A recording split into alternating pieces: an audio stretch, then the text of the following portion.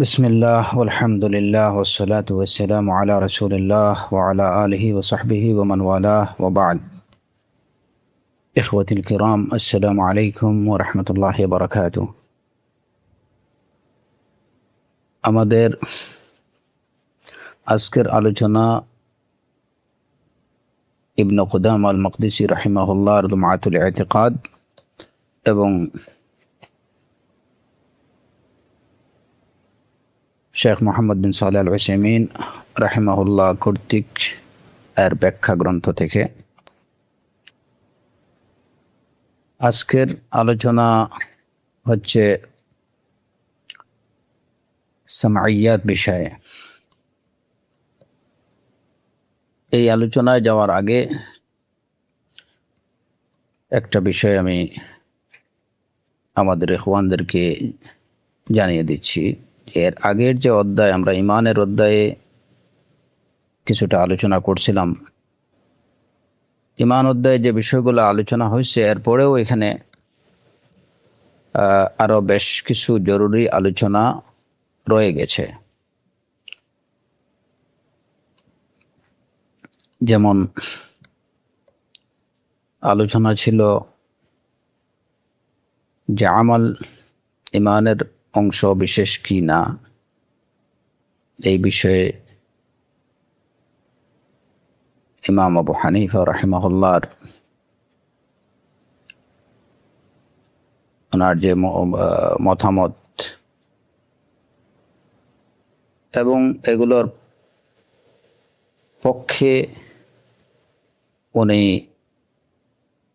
যেসব দলিল পেশ করেছেন, আর এর বিপরীতে অন্যান্য আহলে সুন্নাহ ওয়াল জামাতের উলামায়ে কেরাম, আইম্মায়ে কেরাম যে কথা বলেছেন, তাদের যে মতামত এবং ওনারা তাদের মতামতের পক্ষে যে দলিলগুলো পেশ করেছেন, সেই দলিলগুলোর, এই সব দলিলগুলোর একটা তুলনামূলক আলোচনা এবং সর্বশেষ যেটা, যে এই ইখতিলাফটা ইমান আমল, এটা ইমানের অংশ কি অংশ না, দলিলের ভিত্তিতে আমরা এই উভয় পক্ষের বক্তব্যগুলোকে পর্যালোচনা করা। মৌলিক আলোচনা আলহামদুলিল্লাহ ইতিমধ্যে হয়ে গেছে, তবে আমরা বাকি আলোচনাটুকু করব যদি আল্লাহ সুবহানাহু ওয়া তাআলা তৌফিক দেন। শারহুস সুন্নাতে ইমানের বিষয়ে যখন আলোচনা আসবে, তখন ওই আলোচনাটুকু ইনশাআল্লাহ করার আশা পোষণ করছি। আজকে আমরা লুমাতুল ইতিকাদ থেকে সামাইয়াত বিষয়ে যে অধ্যায়, ওই অধ্যায় থেকে আমরা পড়ব ইনশাআল্লাহ। আমি আল্লাহ সুবহানাহু ওয়া তাআলার কাছে সাহায্য চাইছি সঠিকভাবে বিষয়গুলো আলোচনা করার তৌফিক দানের জন্য। ইমাম ইবনে কুদামা রাহিমাহুল্লাহ বলেছেন, ويجب الإيمان بكل ما أخبر به النبي صلى الله عليه وسلم وصح به النقل عنه فيما شاهدناه أو غاب عنا. نعلم أنه حق وصدق، سواء في ذلك ما عقلناه وجهلناه ولم نطلع على حقيقة معناه، مثل حديث الإسراء والمعراج، وكان يقظة لا مناما، فإن قريشا أنكرته وأكبرته ولم تكن تنكر المنامات. এর অর্থ হচ্ছে যে ঈমান পোষণ করা, রাসূলুল্লাহ সাল্লাল্লাহু আলাইহি ওয়াসাল্লাম যত বিষয়ের সংবাদ দিয়েছেন, সে সব বিষয়ে ঈমান পোষণ করা ওয়াজিব। রাসূলুল্লাহ সাল্লাল্লাহু আলাইহি ওয়াসাল্লাম থেকে যা কিছু বর্ণিত হয়েছে, সেগুলো আমাদের দৃশ্যমান হোক অথবা আমাদের থেকে অদৃশ্য হোক, সব বিষয়ে, যত সব বিষয়ে রাসূল সাল্লাল্লাহু আলাইহি ওয়াসাল্লাম থেকে বর্ণিত আছে, যত সব বিষয়ে রাসূল সাল্লাল্লাহু আলাইহি ওয়াসাল্লাম আমাদেরকে সংবাদ দিয়েছেন, সে সব কিছুর উপরে ঈমান পোষণ করা ওয়াজিব। আমরা জানবো যে রাসূল সাল্লাল্লাহু আলাইহি ওয়াসাল্লাম যা বলেছেন, তিনি যত কিছু তার থেকে যা কিছু বর্ণিত আছে বিশুদ্ধভাবে, সে সব কিছু হচ্ছে সত্য এবং হক এবং সত্য। এইগুলা তার তিনি যে বিষয়গুলো খবর দিয়েছেন সেই বিষয়গুলা এগুলো আমরা বুঝি অথবা না বুঝি, আমাদের বুঝে আসুক অথবা না আসুক, যদি ওই বার্তাগুলো যে বার্তাগুলো রাসূল সাল্লাল্লাহু আলাইহি ওয়াসাল্লাম থেকে বর্ণিত আছে সেগুলোতে আমরা ঈমান পোষণ করব, সেগুলোকে সত্য বলে বিশ্বাস করব, এটাই হচ্ছে আমাদের উপরে ওয়াজিব। আমরা সেগুলো বুঝি অথবা না বুঝি, আমরা তার প্রকৃত অর্থ বুঝতে পারি অথবা না বুঝতে পারি, সর্বাবস্থায় ওগুলোর উপরে বিশ্বাস পোষণ করা, ওগুলোকে সত্য বলে বিশ্বাস করা, এটা আমাদের উপরে ওয়াজিব। যেমন ইসরা এবং মেরাজের যে ঘটনা, হ্যাঁ, আমাদের বুঝে আসুক বা না আসুক এটাকে সত্য বলে বিশ্বাস করা, এটা হচ্ছে আমাদের উপরে ওয়াজিব। ইসরা এবং মেরাজের ঘটনা ইমাম ইবনে কুদামা রাহিমাহুল্লাহ বলছেন, ওখানে ইয়াকযাতান লা মানামান, ইসরা এবং মেরাজ এটা ছিল জাগ্রত অবস্থায়, ঘুমন্ত অবস্থায় ছিল না, কারণ কুরাইশ এটাকে অস্বীকার করেছিল এবং এটা তাদের কাছে অত্যন্ত একটা কঠিন বিষয় বলে মনে হচ্ছিল, অথচ তারা স্বপ্নে দেখা বিষয়গুলোকে তারা অস্বীকার করতো না।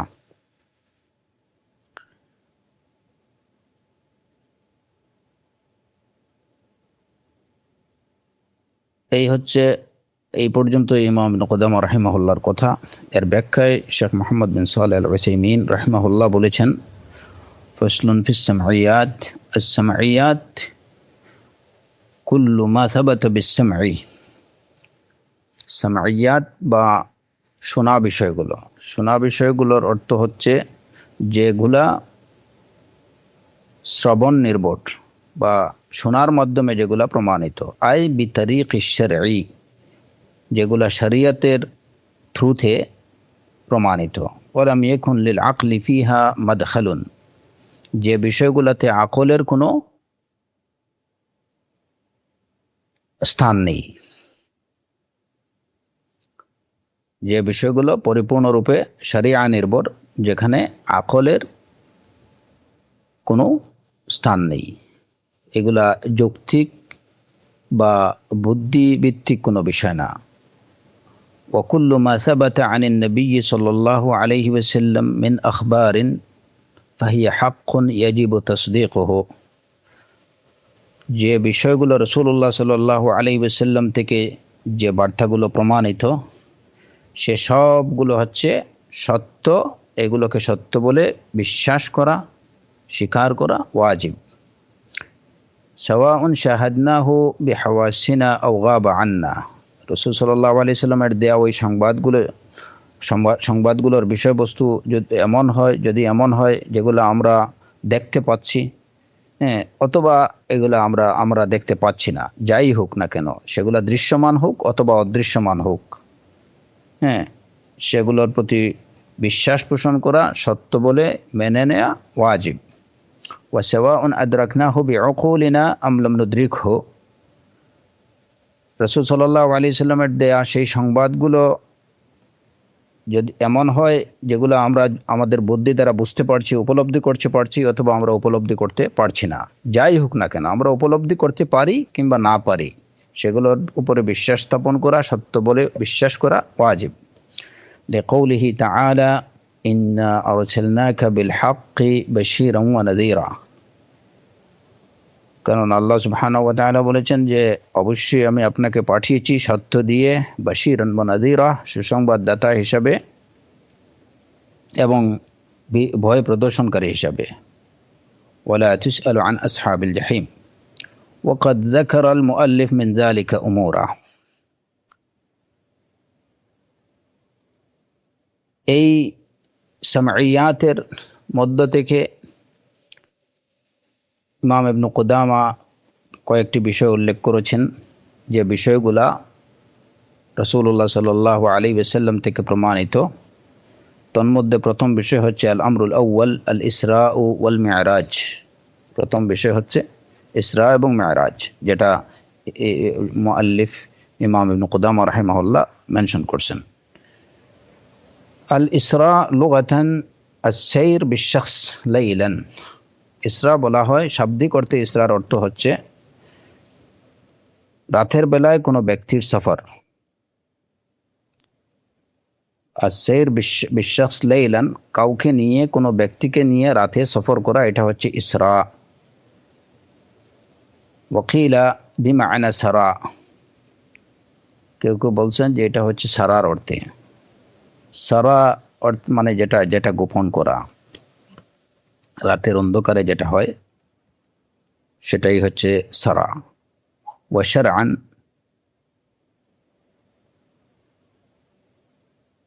سير جبريل بالنبي صلى الله عليه وسلم من مكة إلى بيت المقدس لقوله تعالى سبحان الذي أسرى بعبده ليلا من المسجد الحرام إلى المسجد الأقصى। শরীয়তের পরিভাষায় ইসরা বলা হয় জিবরিল আলাইহিস সালাতু ওয়াস সালাম। শরীয়তের পরিভাষায় ইসরা বলতে কি বুঝি আমরা? ইসরা হচ্ছে মক্কা থেকে রাসূলুল্লাহ সাল্লাল্লাহু আলাইহি ওয়াসাল্লামকে নিয়ে জিবরাইল আলাইহিস সালাতু ওয়াস সালাম রাতে যে সফর করছিলেন মক্কা থেকে বাইতুল মাকদিস পর্যন্ত, ওই সফরকে ইসরা বলা হয়। রাসূলুল্লাহ সাল্লাল্লাহু আলাইহি ওয়াসাল্লামকে নিয়ে জিবরাইল আলাইহিস সালাতু ওয়াস সালাম মক্কা থেকে বাইতুল মুকাদ্দাস পর্যন্ত রাতে যে সফর করছিলেন, ওই ভ্রমণকে শরীয়তের পরিভাষায় ইসরা বলা হয়। এই বিষয়টা কোরআনে কারীমে আল্লাহ আযজা ওয়া জাল্লা বলছেন, সুবহানাল্লাযী আসরা বিআবদিহি লাইলাম মিনাল মাসজিদিল হারামি ইলাল মাসজিদিল আকসা। পত পবিত্র তিনি, যিনি তার বান্দাকে ভ্রমণ করিয়েছেন রাতের বেলা মসজিদে হারাম থেকে মসজিদে আকসা পর্যন্ত। ওয়াল মি'রাজ লুগাতান আল আলাহ আল্লাতী ইউ'রাজু বিহা ওয়া হিয়াল মিসআদ।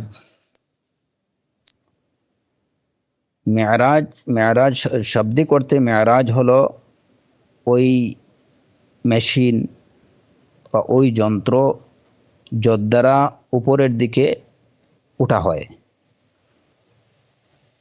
ওইটাকে মেরাজ শব্দের শাব্দিক অর্থ হচ্ছে ওই মেশিন বা ওই যন্ত্র যেটা দ্বারা উপরের দিকে ওঠা হয়। ওয়া শারআন as-sulam alladhi عرج به رسول الله صلى الله عليه وسلم من الأرض إلى السماء।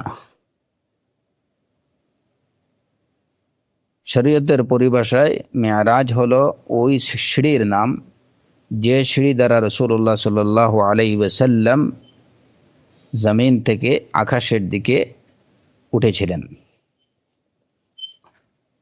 তিনি ঊর্ধ্বাকাশে, যে সিঁড়ির মাধ্যমে তিনি ঊর্ধ্বাকাশে গমন করেছিলেন, ওই সিঁড়িটাকে শরীয়তের পরিভাষায় মি'রাজ বলা হয়। লাকাউলিহি তাআলা ওয়ান নাজমি ইযা হাওয়া মা দাল্লা সাহিবুকুম ওয়া মা গাওয়া ইলা কাউলিহি তাআলা লাকাদ রাআ মিন আয়াতি রাব্বিহিল কুবরা। এই মি'রাজ সম্পর্কে দলিল হচ্ছে সূরাতুন নাজমের এই আয়াতগুলো।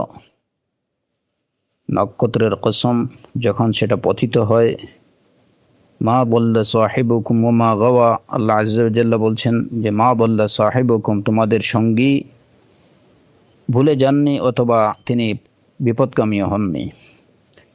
এই আয়াত, এই প্রথম শুরু থেকে, প্রথম আয়াত থেকে নিয়ে 18 নম্বর আয়াত পর্যন্ত লাকাদ রাআ মিন আয়াতি রাব্বিহিল কুবরা, তিনি তার রবের অনেক মহান নিদর্শনগুলো দেখেছেন।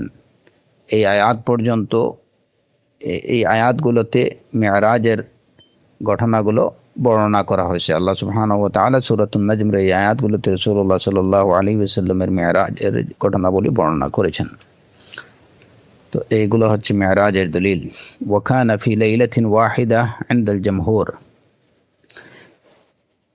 ওয়া কানা ফি লাইলাতিন ওয়াহিদা, অর্থাৎ ইসরা এবং মেরাজ দুটোটা একই রাত্রিতে হয়েছিল। এটি হচ্ছে জামহুরের অভিমত, অধিকাংশ উলামায়ে কেরামের অভিমত। ওয়ালিল উলামায়ে খিলাফুন মাতা কানাত, এ বিষয়ে উলামায়ে কেরামদের দ্বিমত রয়েছে যে ইসরা এবং মেরাজ কবে সংগঠিত হয়েছিল। ইসরা এবং মেরাজ সংগঠিত হওয়ার দিনকাল নিয়ে মতভেদ রয়েছে। ফায়রওয়া বিসনাদিন মুনকাতিআন আন ইবনে আব্বাস ওয়া জাবির রাদিয়াল্লাহু আনহুম আন্নাহা লাইলাতুল ইসনাইন الثاني عشر من ربيع الأول। মুনকাতি' সানাদে ইবনে আব্বাস রাদিয়াল্লাহু আনহু থেকে এবং জাবির ইবনে আব্দুল্লাহ রাদিয়াল্লাহু আনহুম থেকে বর্ণিত যে ইসরা এবং মেরাজের ঘটনাটা ঘটছিল সোমবার রাতে রবিউল আউয়ালের 12 তারিখে সোমবার রাতে। এটা হচ্ছে মুনকাতি' সানাদে ইবনে আব্বাস এবং জাবির রাদিয়াল্লাহু আনহুমা থেকে বর্ণিত। ওয়ালাম ইউআইয়িনা আস-সানা, ওনারা কেবল ডেটের কথাই বলেছেন যে এটা 12 রবিউল আউয়াল এবং সোমবার রাত্রিতে হয়েছিল, কিন্তু কবে কোন সালে সেটা বলেননি, সেটা তারা নির্ধারিতভাবে নির্ধারণ করে বলেননি। রাওয়াহু ইবনু আবি শাইবা, তো ইবনে আব্বাস এবং জাবির থেকে এই মুনকাতি' সানাদে এই বর্ণনাটা করেছেন ইবনু শাইবা রাহিমাহুল্লাহ। ويروى عن الزهري وعروة أنها قبل الهجرة بسنة। জুহরি এবং উরওয়া থেকে বর্ণিত রাহিমাহুমুল্লাহ থেকে বর্ণিত যে ইসরা এবং মেরাজের ঘটনাটা সংঘটিত হয়েছিল হিজরতের 1 বছর পূর্বে। রাওয়াহুল বাইহাকি, এই বর্ণনা করেছেন ইমাম বাইহাকি রাহিমাহুল্লাহ। ফাতাকুনু ফি রবিউল আউয়াল, যদি হিজরতের 1 বছর পূর্বে হয়ে থাকে তাহলে সেটা রবিউল আউয়ালেই হওয়ার কথা। ওয়ালাম ইউআইয়িনা আল-লাইলা, উরওয়া এবং জুহরি থেকে যে বর্ণনা, সেই বর্ণনাতে শুধুমাত্র কোন সালে হয়েছিল সেটা বলা হয়েছে যে হিজরতের 1 বছর পূর্বে, তবে কোন তারিখে হয়েছিল বা কোন রাত্রিতে হয়েছিল দিন ডেট বলা হয়নি।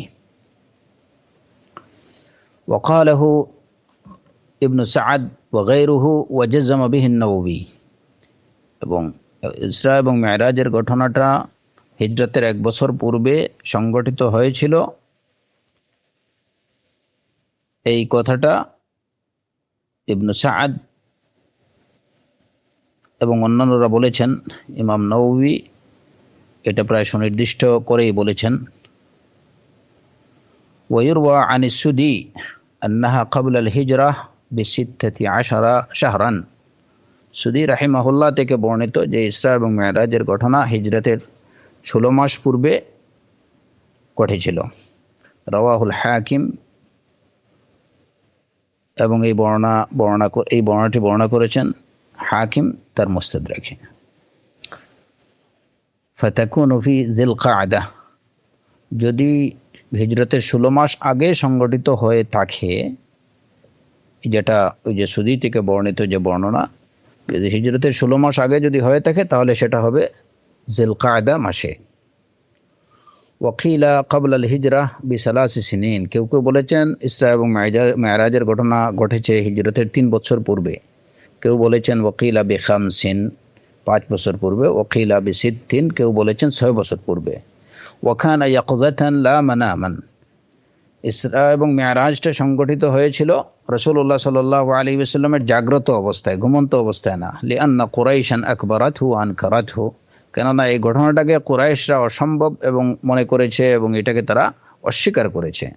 যদি সেটা ওয়ালাউ কানা মানামান লাম তুনকিরহু, যদি সেটা ঘুমন্ত অবস্থায় হতো তাহলে সেটাকে অস্বীকার করার কোনো কারণ ছিল না। লিআন্নাহা লা তুনকিরুল মানামাত, কারণ মানামাত বা স্বপ্নগুলোতে অস্বীকার করা, স্বপ্নগুলোতে যে কোনো কিছু ঘটতে পারে, এটাকে কেউ অস্বীকার করে না।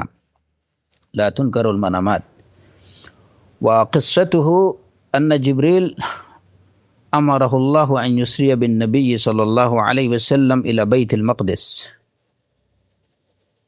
ইসরা এবং মেরাজের ঘটনা হচ্ছে যে জিবরাইল আলাইহিস সালাতু ওয়াস সালামকে আল্লাহ আযজা ওয়া জাল্লা নির্দেশ দিলেন নবী সাল্লাল্লাহু আলাইহি ওয়াসাল্লামকে নিয়ে রাতের বেলা বাইতুল মুকদ্দাসের দিকে যেতে, বাইতুল মাকদিস যেতে, আলাল বুরাকে করে।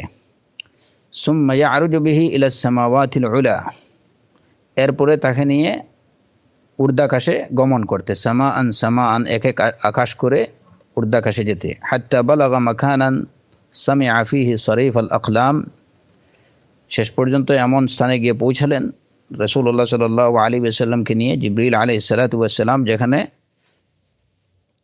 সামিআ ফীহি সারিফ আল আকলাম, যেখানে রাসূলুল্লাহ সাল্লাল্লাহু আলাইহি ওয়াসাল্লামের কলমের শব্দ শুনতে পেলেন, কলমের শব্দ শুনতে পেলেন। ওয়া ফারাদাল্লাহু আলাইহি আস-সালাওয়াত আল খামস, সেখানে আল্লাহ সুবহানাহু ওয়া তাআলা 5 ওয়াক্ত সালাত ফরজ করে দেন। ওয়া উতলিআ আলাল জান্নাতি ওয়ান নার, রাসূলুল্লাহ সাল্লাল্লাহু আলাইহি ওয়াসাল্লামকে যেখানে জান্নাত এবং জাহান্নাম দেখিয়ে দেওয়া হয়। ওয়াত্তাসালা বিল আম্বিয়া ইল কিরাম, তিনি সেখানে আম্বিয়া আলাইহিমুস সালাতু ওয়াস সালামের সাথে তার সাক্ষাৎ হয়। ওয়া সাল্লা বিহিম ইমামান, তাদেরকে নিয়ে তিনি ইমাম হয়ে সালাত পড়েন। সুম্মা রাজা ইলা মক্কা, অতঃপর রাসূলুল্লাহ সাল্লাল্লাহু আলাইহি ওয়াসাল্লাম মক্কাতে আবার ফিরে আসেন। ফাহাদ্দাসান নাসা বিমা রাআ, এবং তিনি যা দেখেছেন সেটা মানুষকে বলেন। ফাকাযযাবাহুল কাফিরুন, তার কথা শুনে কাফিররা তাকে অস্বীকার করে। ওয়াসাদ্দাকা বিহি আল মুমিনুন, মুমিনুনরা ইমানদাররা সেটাকে সত্য বলে বিশ্বাস করেন। ওয়া তারাদ্দাদা ফিহি আখারুন, আর কিছু সংখ্যক লোক এই ঘটনার বিষয়ে তারা সন্দেহ পোষণ করে, মানে এগুলাকে বিশ্বাসও করে না, আবার সরাসরি এগুলাকে অস্বীকারও করেনি। এই হচ্ছে ইসরা এবং মেরাজ সম্পর্কে ইবনে কুদামা রাহিমাহুল্লাহর বক্তব্যের পরিপ্রেক্ষিতে শেখ উসাইমিন রাহিমাহুল্লাহর দেয়া ব্যাখ্যা। এই তর্জমা থেকে মোটামুটি আমরা কিছু ইসরা এবং মেরাজের মৌলিক ধারণা আমরা পেয়ে গেছি আশা করি। ইসরা এবং মেরাজ সম্পর্কে এখানে বেশ কিছু বিষয় আছে, আমি চেষ্টা করব আমাদের উলামায়ে কেরামদের বক্তব্য থেকে, তাদের ব্যাখ্যা থেকে এই বিষয়টা আরেকটু আপনাদের সামনে স্পষ্ট করে দিতে। প্রথমত,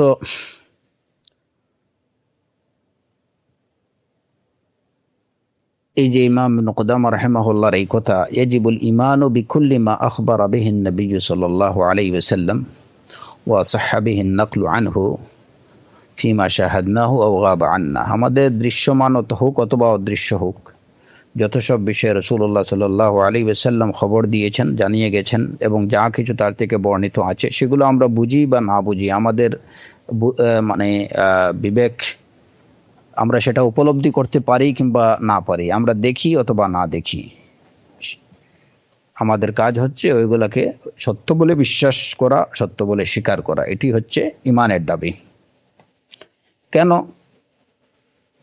আমরা ইতিমধ্যে জেনেছি যে শাহাদা আন্না মুহাম্মাদুর রাসূলুল্লাহ সাল্লাল্লাহু আলাইহি ওয়াসাল্লামকে রাসূল হিসাবে মেনে নেয়ার দাবি হচ্ছে, বা এই শাহাদার দাবি হচ্ছে রাসূল সাল্লাল্লাহু আলাইহি ওয়াসাল্লাম যা কিছু বলেছেন, যত বিষয়ে তিনি বলে গেছেন, সবগুলোকে সত্য বলে বিশ্বাস করা।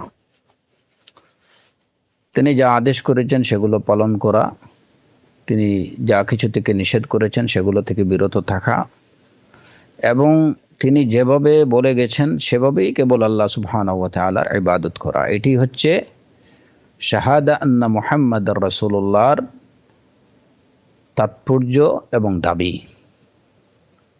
এবং মুহাম্মদ সাল্লাল্লাহু আলাইহি ওয়াসাল্লামকে আল্লাহর রাসূল বলে স্বীকার করার অর্থ হচ্ছে এইটুকু, প্রকৃত অর্থ হচ্ছে এইটুকু, কেবল মুহাম্মদ আল্লাহর রাসূল, এইটুকু বলাই যথেষ্ট না। মুহাম্মদকে আল্লাহর রাসূল বলে স্বীকার করার অর্থ কি? স্বীকার করার অর্থ হচ্ছে এই বিষয়গুলো, এই 4টা বিষয়, যে তিনি যত সব খবর দিয়েছেন, যত সব বিষয়ে আমাদেরকে জানিয়ে গেছেন, সব কিছুকে সত্য বলে বিশ্বাস করা, তিনি যা আদেশ করেছেন সেগুলোকে মেনে চলা, তিনি যা কিছু থেকে নিষেধ করেছেন সেগুলো থেকে বিরত থাকা, আর তার দেখিয়ে দেয়া, তার নির্দেশনা অনুযায়ী আল্লাহ সুবহানাহু ওয়া তাআলার ইবাদত করা। ওয়া আল্লা না'বুদাল্লাহ ইল্লা বিমা শারা।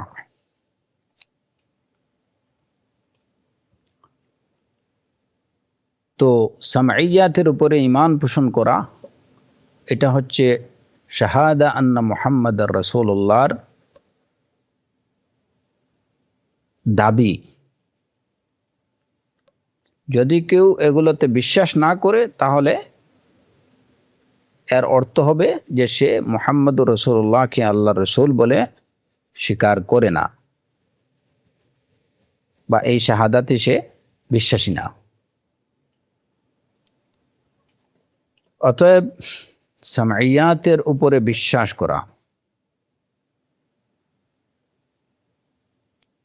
রাসূলুল্লাহ সাল্লাল্লাহু আলাইহি ওয়াসাল্লাম যা বলে গেছেন সেসব বিষয়গুলোকে, সেটা আমার বুঝে আসুক অথবা না আসুক, সেটা আমার কাছে যুক্তিসঙ্গত মনে হোক অথবা নাই হোক, আমি সেটাকে দেখতে পারি অথবা নাই পারি, যত বিষয় রাসূল সাল্লাল্লাহু আলাইহি ওয়াসাল্লাম থেকে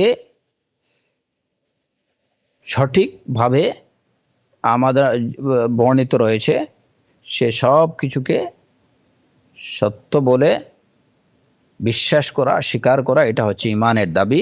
এবং মুহাম্মদকে আল্লাহর রসুল বলে স্বীকার করার দাবি। নতুবা মুহাম্মদকে কেবল মুখে আল্লাহর রসুল বলা, এটা অর্থহীন।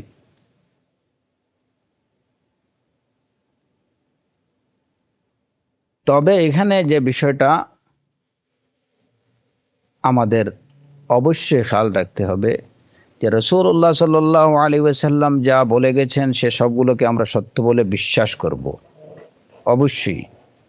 তবে রসুলের নামে যেসব বানোয়াট কথাগুলো বর্ণিত হয়েছে, যেমন মওদু হাদিসগুলো, এইগুলোকে অবশ্যই, যে কেউ হয়তো রসুলের নামে একটা বানোয়াট কিছু বলে ফেললো, সেগুলোতে অবশ্যই আমরা বিশ্বাস করব না। এবং এটা করা, বিশ্বাস না করাটাই হচ্ছে ঈমানের দাবি।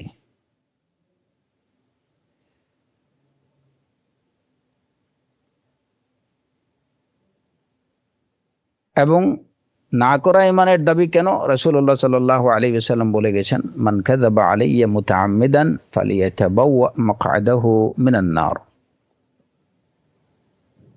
যে ইচ্ছা করে আমার সম্পর্কে মিথ্যা বলবে, সে যেন তার ঠিকানা জাহান্নামে ঠিক করে নেয়। তো তিনি যা বলে গেছেন সেগুলোকে বিশ্বাস করার নামে কেউ যদি এখন রসুলের নামে মিথ্যা হাদিস চালিয়ে দেয় এবং বলে যে না, এটাতে বিশ্বাস করা ঈমানের দাবি, এটা হচ্ছে না, এটা কখনো আমরা স্বীকার করব না।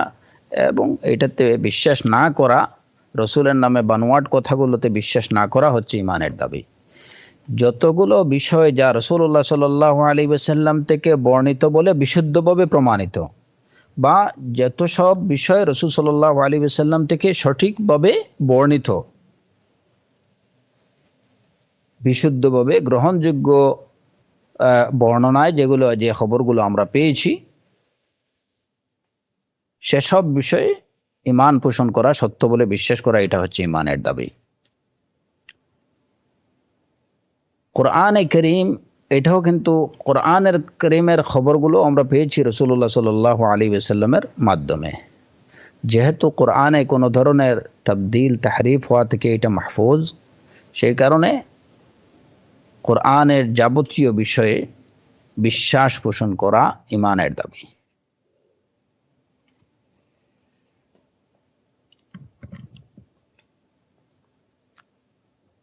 তারপরে যে বিষয়টা, এই যে গায়বিয়াতের বিষয়, অদৃশ্য বিষয়, বা যে বিষয়গুলো উপলব্ধি করা যায় না, এরকম বিষয়ের উদাহরণ দিতে গিয়ে ইমাম ইবনে কুদামা রাহিমাহুল্লাহ প্রথমত ইসরা এবং মেরাজের ঘটনাটা তিনি উল্লেখ করছেন, যে ইসরা এবং মেরাজের ঘটনা রাসূলুল্লাহ সাল্লাল্লাহু আলাইহি ওয়াসাল্লাম থেকে বর্ণিত।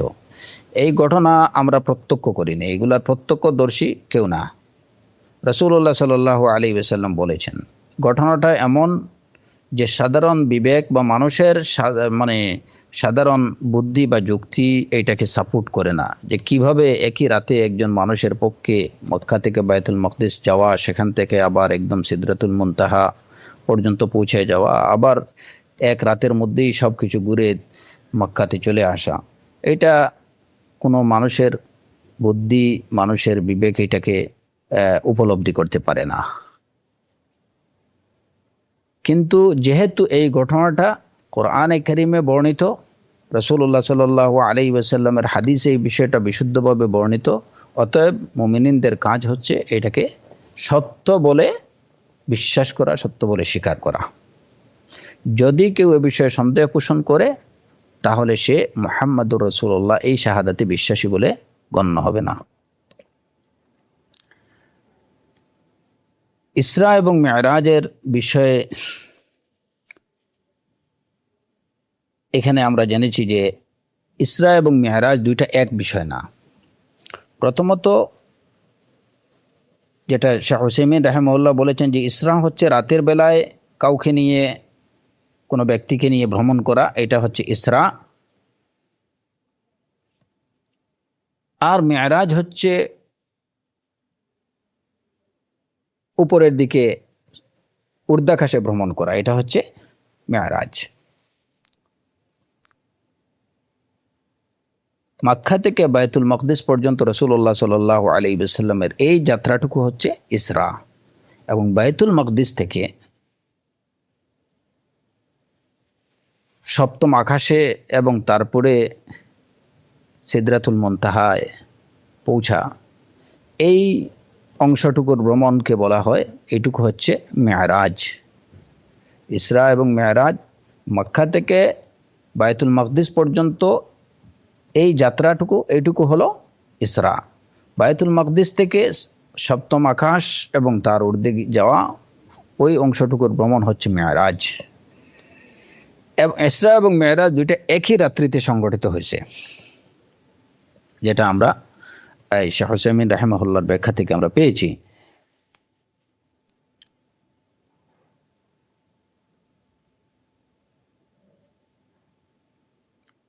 মেরাজের ঘটনাটাকেও যেটা সংক্ষিপ্ত ঘটনা হচ্ছে যে এক রাতে রাসূলুল্লাহ সাল্লাল্লাহু আলাইহি ওয়াসাল্লাম হাতিমে কাবাতে ঘুমিয়েছিলেন। এমত অবস্থায় জিবরিল আলাইহিস সালাতু ওয়াস সালাম এসে তার বক্ষ বিদীর্ণ করলেন। এরপরে তার বক্ষকে ঈমান দ্বারা, হিকমা দ্বারা ভরে দিলেন। এটা হচ্ছে তাকে ইসরা এবং মিরাজে নিয়ে যাওয়ার পূর্বোক্ত ঘটনা।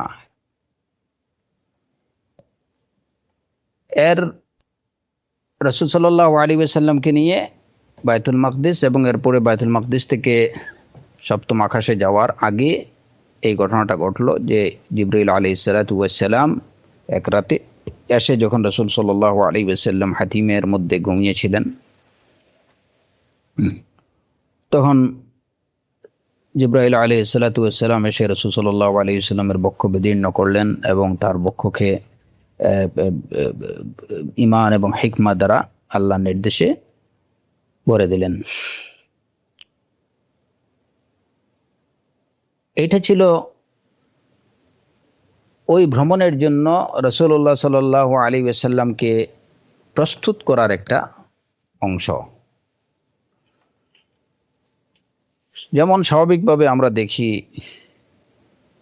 যে হঠাৎ করেই কোনো গুরুত্বপূর্ণ সফরে কিংবা যেতে হলে, গুরুত্বপূর্ণ কোনো সফরে যাওয়ার জন্য একটা প্রস্তুতি দরকার হয়। এই সফরটা যেহেতু ছিল অত্যন্ত গুরুত্বপূর্ণ এবং অত্যন্ত মহান একটা সফর, যে কারণে এই সফরের জন্য রাসূল সাল্লাল্লাহু আলাইহি ওয়াসাল্লামকে প্রস্তুত করা প্রয়োজন ছিল। আল্লাহ আযজা ওয়া জাল জিবরাইল আলাইহিস সালাতু ওয়াস সালামের দ্বারা রাসূল সাল্লাল্লাহু আলাইহি ওয়াসাল্লামের বক্ষ বিদীর্ণ করে সেটাকে ওই উপযোগী করে দিলেন, যাতে এই মহান সফরের উপযোগী রাসূল সাল্লাল্লাহু আলাইহি ওয়াসাল্লাম হতে পারেন। যেমন আমরা দেখি সাধারণত যে এই যে মঙ্গল গ্রহে কিংবা অন্যান্য বিভিন্ন এই যে আপনার নাসা থেকে যে উৎক্ষেপণগুলো হয়, ওইখানে যারা যায় তাদেরকে এই সফরের আগে যারা যায় মঙ্গল গ্রহে কিংবা অন্যান্য ক্ষেত্রে নাসা থেকে, তাদেরকে প্রস্তুত করা হয়। এইটা সাধারণ প্রস্তুতি না, যেভাবে হয়তো এক দেশ থেকে অন্য দেশে ভ্রমণের জন্য যে প্রস্তুতি, এটা ওরকম প্রস্তুতি না। যেহেতু ওই গ্রহটা হচ্ছে মানব গ্রহ থেকে একটা ভিন্ন গ্রহ, পৃথিবী থেকে অন্য আরেকটা গ্রহ, ওই গ্রহে যাওয়ার জন্য এই প্রস্তুতিটাও সম্পূর্ণ একটা ভিন্ন। তো রাসূলুল্লাহ সাল্লাল্লাহু আলাইহি ওয়াসাল্লামের এই সফর, জমিন থেকে আসমানের এই সফর, যেটা মানুষের কল্পনার বাহিরে এবং অনেক ঊর্ধ্বে সপ্তম আকাশে আরোহণ করার যে সফর, এই সফরের জন্য তাকে উপযোগী করে তোলা হয়েছিল তার শাক্কে সদরের মাধ্যমে। এটা ছিল একটা হিকমা। এছাড়া আরও অসংখ্য হিকমা, এই শাক্কে সদরের পিছনে অসংখ্য হিকমা রয়েছে, যেটা আল্লাহ সুবহানাহু ওয়া তাআলা ভালো জানেন। তবে কথা হচ্ছে, শাক্কে সদরের মাধ্যমে রাসূলুল্লাহ সাল্লাল্লাহু আলাইহি ওয়াসাল্লামের কলবকে ঈমান এবং হিকমা দ্বারা ভরপুর করে দেওয়া হয়েছিল। যেমন রাসূল সাল্লাল্লাহু আলাইহি ওয়াসাল্লাম নিজেই বলছেন যে ফাগুসিলা কলবি বিহি ওয়া হুশিয়া ঈমানান ওয়া হিকমাতান, যে আমার কলবকে স্বর্ণ দিয়ে ধুয়ে দেয়া হলো এবং এটাকে ঈমান এবং হিকমা দিয়ে ভরে দেয়া হলো। সহিহ বুখারীর হাদিস।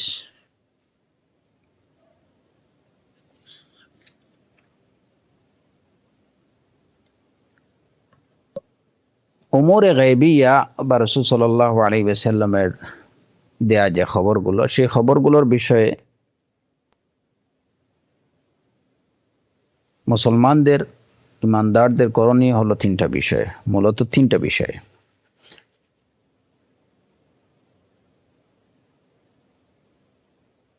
সেগুলোকে মেনে নেয়া, ওই খবরগুলোকে মেনে নেয়া, ওইগুলোর প্রতি দৃঢ় বিশ্বাস, সত্য বলে দৃঢ় বিশ্বাস পোষণ করা। আর তৃতীয় কাজ হচ্ছে যে ওই খবরগুলোকে কোনো ধরনের, খবরগুলোর বিষয়ে কোনো তাওয়িল বা অপব্যাখ্যা না করা। এখানে এই পার্থক্যটুকু বোঝা দরকার। আমরা পূর্বে বলেছি যে শাহাদা আন্না মুহাম্মাদ রাসূলুল্লাহ, এর দাবি হচ্ছে চারটা বিষয়। রাসূল সাল্লাল্লাহু আলাইহি ওয়াসাল্লাম যত বিষয়ে খবর দিয়েছেন সেগুলোকে সত্য বলে বিশ্বাস করা, তিনি যা আদেশ করেছেন সেগুলোকে মেনে চলা, তিনি যা নিষেধ করেছেন সেগুলো থেকে বিরত থাকা, এবং তিনি যেভাবে নির্দেশ দিয়েছেন সেভাবে আল্লাহ সুবহানাহু ওয়া তাআলার ইবাদত করা, এর বাইরে কোনোভাবে আল্লাহর ইবাদত না করা। এটা একটা বিষয়। আর তিনি যত বিষয়ে খবর দিয়েছেন সেগুলোকে সত্য বলে বিশ্বাস করা, সেই বিশ্বাস করাটা হবে, এইটা পূর্ণাঙ্গ বা এই বিশ্বাসটা পরিপূর্ণতা পাবে যখন তিনটা কাজ করা হবে একসাথে। রাসূলুল্লাহ সাল্লাল্লাহু আলাইহি ওয়াসাল্লাম যত বিষয়ে খবর দিয়েছেন সেগুলোকে সত্য বলে বিশ্বাস করা, এই সত্য বলে বিশ্বাস করাটা, এটা কখন পরিপূর্ণতা পাবে? সত্য বলে বিশ্বাস করার অর্থ হচ্ছে তিনটা। প্রথমত, ওইটাকে মেনে নেয়া, ওইখানে যে নির্দেশনা আছে ওই নির্দেশনাকে মেনে নেয়া। দ্বিতীয় হচ্ছে ওইটাকে সত্য বলে মনে প্রাণে বিশ্বাস করা। এবং তৃতীয় বিষয় হচ্ছে যে ওই খবরের কোনো অপব্যাখ্যা না করা, কোনো তাওয়িল না করা। হ্যাঁ, কোনো তাওয়িল ছাড়া, কোনো অপব্যাখ্যা ছাড়া যেভাবে বর্ণিত হয়েছে ওইভাবেই এটাকে বিশ্বাস করা, ওইটাকে মেনে নেয়া। এটাই হচ্ছে তাসদীকুহু ফীমা আখবারার,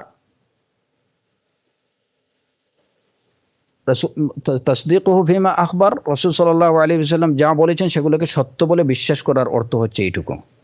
এখন কেউ যদি রসুলের দেয়া একটা খবরকে সে নিজের মতো করে ব্যাখ্যা করে যদি এটাকে বিশ্বাস করে বা স্বীকার করে, তাহলে সে রাসূলুল্লাহ সাল্লাল্লাহু আলাইহি ওয়াসাল্লামের রাসূল সাল্লাল্লাহু আলাইহি সাল্লাম প্রদত্ত খবরকে সত্য বলে বিশ্বাসকারী বা সত্য বলে স্বীকারকারী বলে গণ্য হবে না, কারণ সে ওইটাকে নিজের মতো করে ব্যাখ্যা করে তারপরে ওই ব্যাখ্যাটাকে মেনে নিয়েছে। কিংবা কেউ যদি রাসূলের একটা খবরকে বিশ্বাস করতেছে যে এটা সত্য, কিন্তু ওইটাকে মানছে না, ওইটাকে মেনে নিচ্ছে না। যেমন কেউ বিশ্বাস করলো যে রাসূল সাল্লাল্লাহু আলাইহি ওয়াসাল্লাম যখন মেরাজে গেছিলেন তখন তার উপরে 5 ওয়াক্ত সালাত ফরজ করে দেওয়া হয়েছিল, এটা সে বিশ্বাস করে হ্যাঁ এটা ওই সময় করা হয়েছে, কিন্তু সালাতকে সে মেনে নিচ্ছে না, যে হ্যাঁ আল্লাহ ফরজ করে দিয়েছেন কিন্তু সেটা আমাদের জন্য এটা উপযোগী না, বা এই যে এই ব্যস্ততার সময় এখন 5 ওয়াক্ত এইটা আরও এটা প্রয়োজন নেই।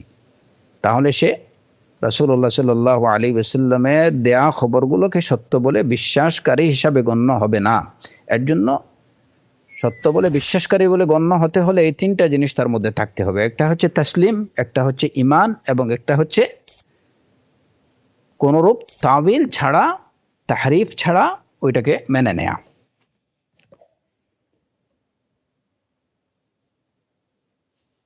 আচ্ছা, এরপরে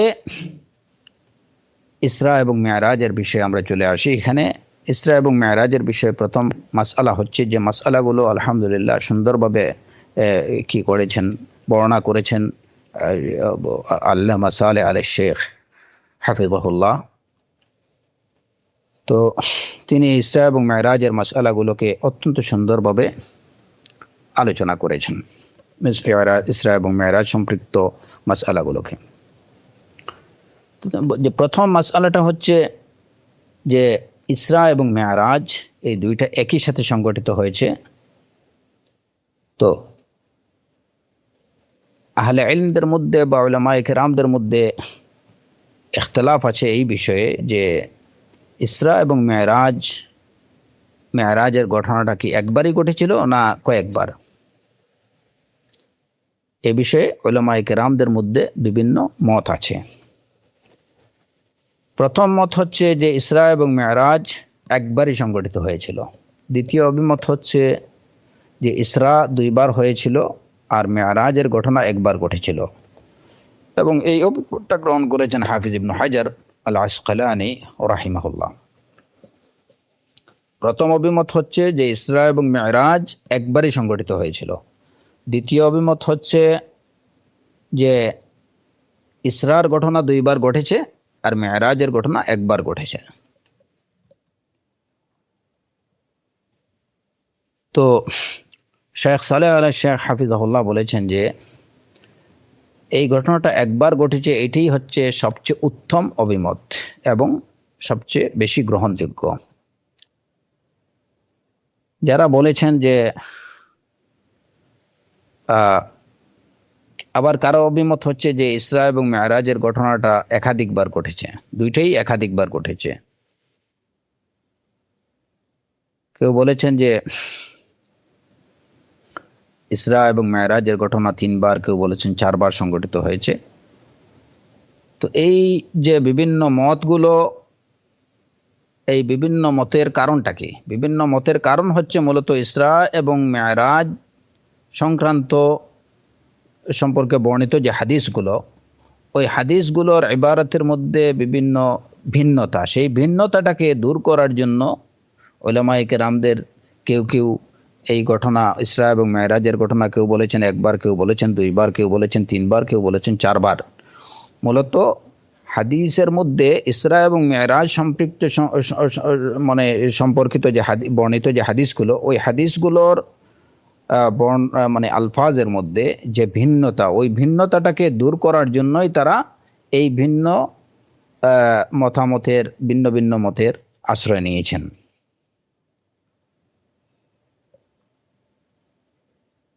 তবে এই এটা ইমাম ইবনুল কাইয়িম রাহিমাহুল্লাহ বলেছেন যে হাদিসের আলফাজের এই ভিন্নতাটাকে অ্যাভয়েড করার জন্য, বা আলফাজের এই যে ভিন্নতাকে, বর্ণনার মধ্যে যে ভিন্নতা আছে ওই ভিন্নতার থেকে নিষ্কৃতির জন্য একটা ঘটনা একবার দুইবার তিনবার হয়েছে এরকম বলাটা, এটা হচ্ছে আসলে ইলমি দুর্বলতার পরিচয়। হ্যাঁ, এটা ইলমি দুর্বলতার পরিচয় এবং এটা আহলুস সুন্নাহ বা আহলুল হাদিসের আদর্শের বিপরীত। যে আপনি একটা বর্ণনার ভিন্নতাকে দূর করার জন্য মূল ঘটনাটাকেই কয়েকবার সংগঠিত হয়েছে বলা, এটা হচ্ছে ইলমি দুর্বলতা। মূলত কথা হচ্ছে যে যেটা ইমাম ইবনে কাইয়িম রাহিমাহুল্লাহ বলেছেন অত্যন্ত সুন্দরভাবে এবং জোরালোভাবে, যে ইসরা এবং মেরাজের ঘটনাটা একবারই সংগঠিত হয়েছে।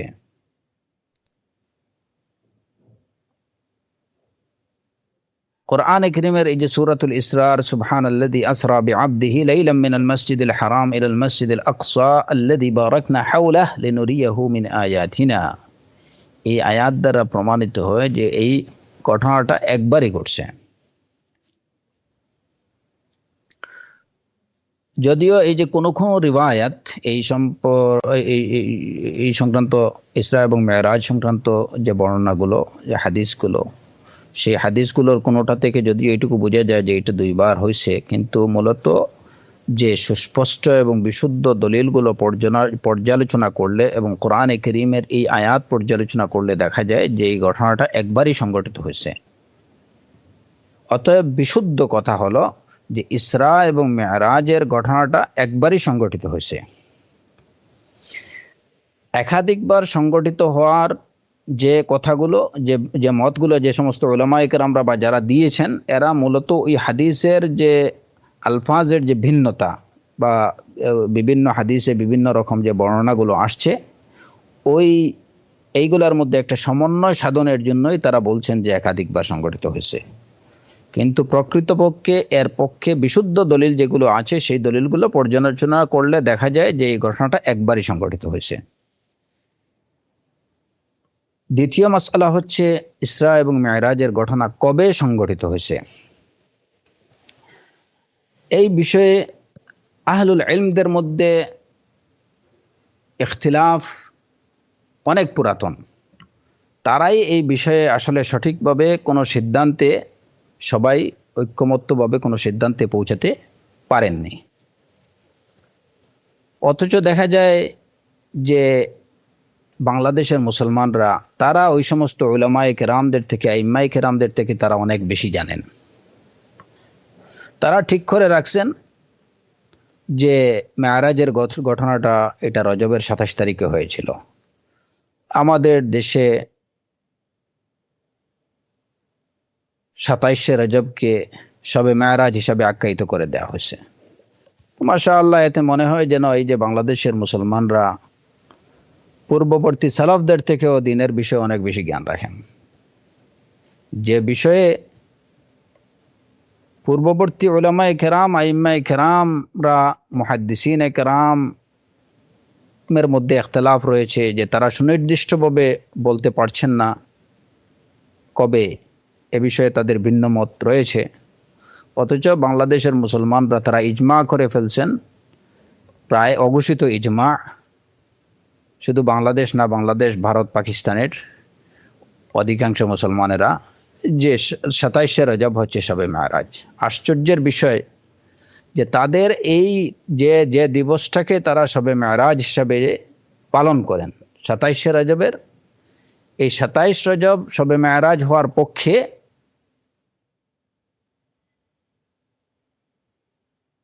উলামায়ে কেরামদের অভিমত বলতে গেলে পাওয়াই যায় না।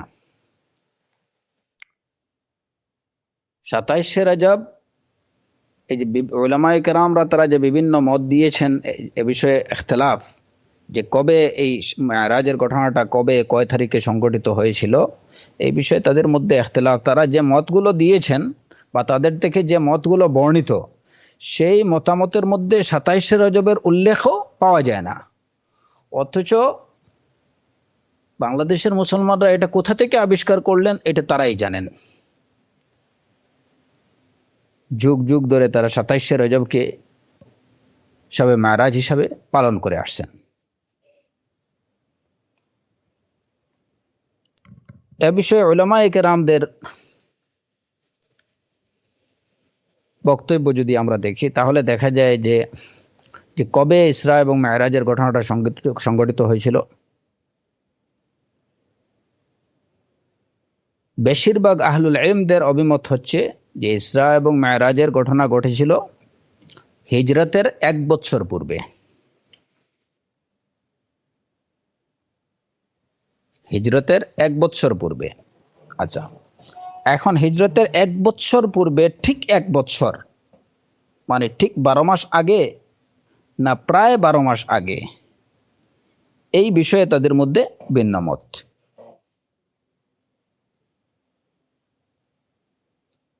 হিজরতের 1 বছর আগে ইসরা এবং মেরাজের ঘটনা ঘটেছিল। ইখতিলাফটা হচ্ছে এই জায়গাতে যে হিজরতের 1 বছর মানে ঠিক 12 মাস আগেই সংগঠিত হয়েছিল না প্রায় 12 মাস আগে, 2-1 মাস এদিক সেদিক হয়েছিল।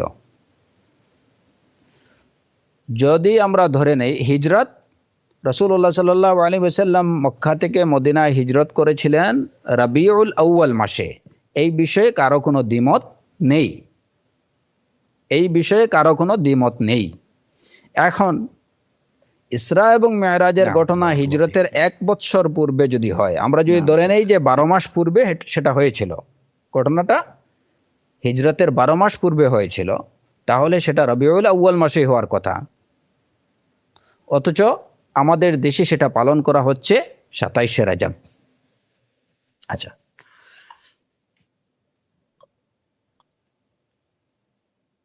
কেউ কেউ বলেছেন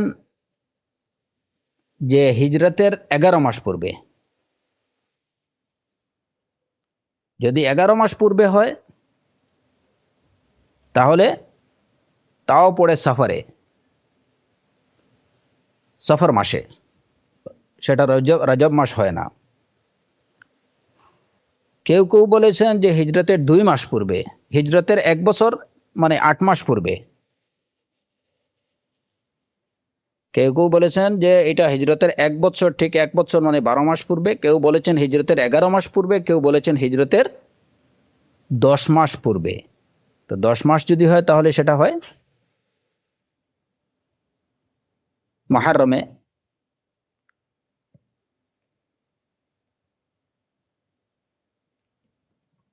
তাও তো রজব মাস পাওয়া যায় না। কেউ কেউ বলেছেন যে সেটা হিজরতের 18 মাস পূর্বে। হিজরতের 18 মাস পূর্বে ইসরা এবং মেরাজের ঘটনা ঘটেছিল। যদি 18 মাস পূর্বে আমরা হিসাব করি তাহলে সেটা হয়তো শাবান অথবা রমাদান মাস হয়, সেটা রজব মাস হয় না।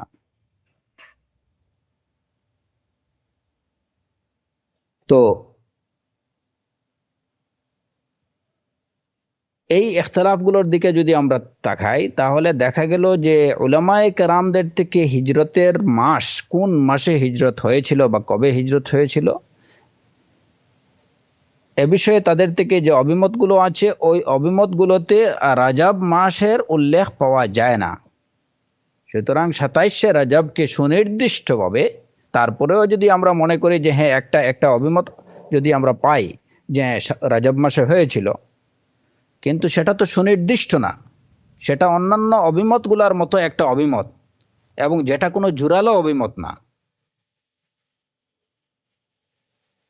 তাহলে কিভাবে 27শে রজবকে সুনির্দিষ্টভাবে শবে মেরাজ হিসাবে নির্ধারণ করা, এটা ইসলাম সম্মত হতে পারে? এটা কোন ভিত্তিতে এবং কোন দলিলের ভিত্তিতে? যে বিষয়ে আইম্মায়ে কেরাম, উলামায়ে কেরামদের দ্বিমত, ভিন্ন মত রয়েছে, তারাই সুনির্দিষ্টভাবে কিছু বলতে পারেননি। তো পরবর্তীকালের এই যুগের মুসলমানরা এটাকে কোন দলিলের ভিত্তিতে কিংবা কোন মতের ভিত্তিতে সেটা তারা নির্ধারণ করতে পারতেন? এগুলা তো নিজেদের হাওয়া অনুযায়ী একটা কাজ, তাদের প্রবৃত্তি বলছে ওনারা এটাই নির্ধারণ করে ফেলছেন। আমরা যদি মেনে নেই যে এই বিষয়ে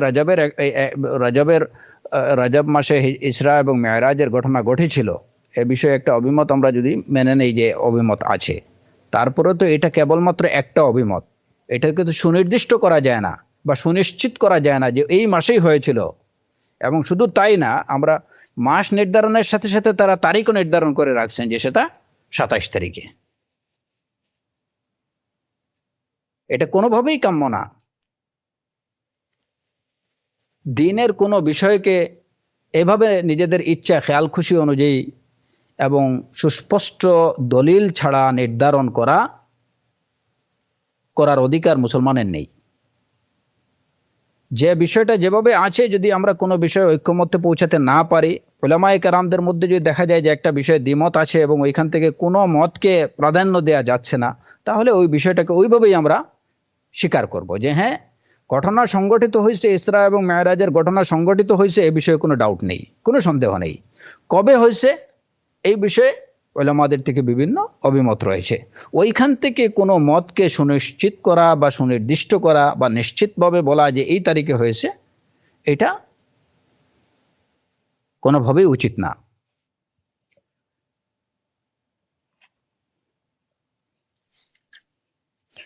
মুআররিখিনদের, ইতিহাসবিদদের একটা অংশ, কোনো ইতিহাসবিদ, কিছু কিছু ইতিহাসবিদগণ এই অভিমত পোষণ করেছেন যে ইসরা এবং মেরাজের ঘটনাটা রজব মাসে হয়েছে। কিন্তু যারা দিনের সাথে উলামায়ে কেরাম, মুহাদ্দিসিন, ফুকাহা, আহলুল ইলম যারা, তারা কিন্তু কেউ এই রজব মাসের কথা বলেননি। রজব মাসের যে কথাটা, যে রজব মাসে ইসরা এবং মেরাজের ঘটনা সংঘটিত হয়েছে, এই কথাটা ইতিহাসবিদদের থেকে পাওয়া যায়।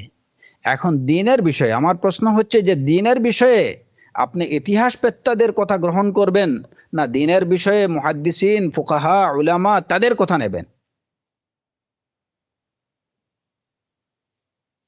একজন মাস্টারের থেকে তো ডাক্তারের প্রেসক্রিপশন নেওয়া যায় না। চিকিৎসা বিষয়ে পরামর্শ নিতে হলে তো চিকিৎসকের কাছ থেকে নিতে হবে। তো দিনের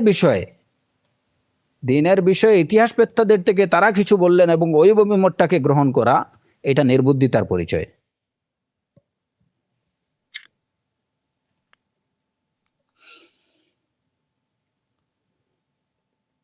তৃতীয় বিষয় যেটা হচ্ছে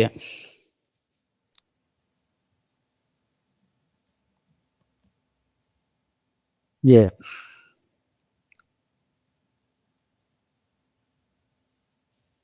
ইসরা এবং মেরাজ, রাসূলুল্লাহ সাল্লাল্লাহু আলাইহি ওয়াসাল্লাম এই যে মক্কা থেকে বাইতুল মাকদিস এবং সেখান থেকে সপ্তম আকাশে তার যে পরিভ্রমণ, এটা কি সশরীরে রাসূলুল্লাহ সাল্লাল্লাহু আলাইহি ওয়াসাল্লাম করেছেন, না তার এই ভ্রমণটা ছিল রুহানি ভ্রমণ?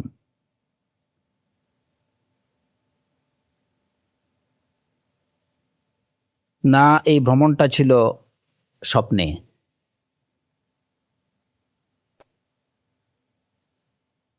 এই বিষয়ে যে রাসূলুল্লাহ সাল্লাল্লাহু আলাইহি ওয়াসাল্লামের ইসরা এবং মেরাজের ঘটনাটা তিনি সশরীরে হয়েছিল, এটা সশরীরে সংগঠিত হয়েছিল, নাকি এই ভ্রমণটা ছিল রুহানি ভ্রমণ?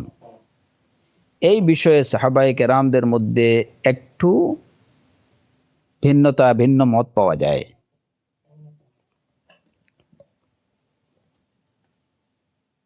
কেউ কেউ বলেছেন যে ইসরা এবং মেরাজ এই ভ্রমণটা এটা ছিল রুহানি ভ্রমণ, সশরীরে ভ্রমণ ছিল না।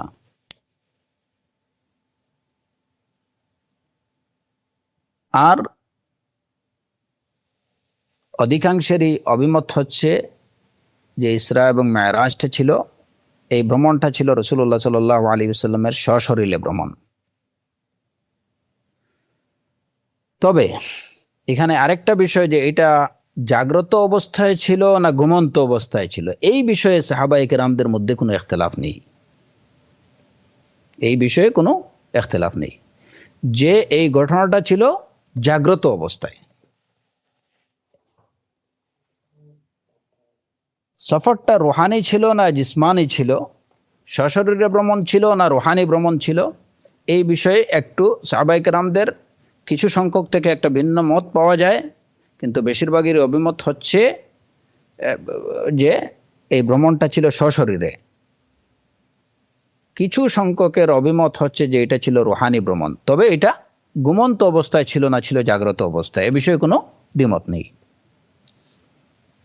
অধিকাংশ আহলুস সুন্নাহ ওয়াল জামায়াতের যে আকীদা বা বিশ্বাস হচ্ছে যে রাসূল সাল্লাল্লাহু আলাইহি ওয়াসাল্লামের ইসরা এবং মিরাজের ঘটনা ছিল সশরীরে।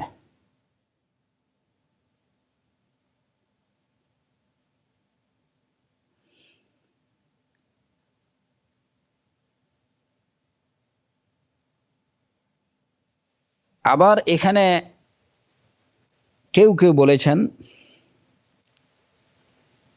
যে ইসরা ছিল সশরীরে, আর মেরাজ ছিল রুহানি। অর্থাৎ আমাদের বিষয়গুলো জানা দরকার যে একটা বিষয়ে, দিনই একটা বিষয়ে যে ভিন্ন মতগুলো আছে এবং এ বিষয়ে উলামায়ে কেরাম, আইম্মায়ে কেরামদের যে ভিন্ন মত আছে সে বিষয়গুলো সম্পর্কে জানা দরকার। নতুবা এগুলা জানার দরকার এই কারণে যে হঠাৎ করে হয়তো কেউ একজন বলল যে এই বিষয়টা এরকম, তখন সাথে সাথে হয়তো তাকে তাকজিব করা কিংবা তাকে তাকফির করা, এটা অনেক সময় হয় অজ্ঞতার কারণে, না জানার কারণে। যে বিষয়ে ইখতিলাফ আছে ওই বিষয়টা যদি কেউ বলে, তাহলে সেখানে তাকে তাকজিব করা কিংবা তাকে তাকফির করা এটা কোনোভাবেই ঠিক না। যদি হয় বিষয়টা একদম মীমাংসিত, তাহলে সেটা ভিন্ন কথা।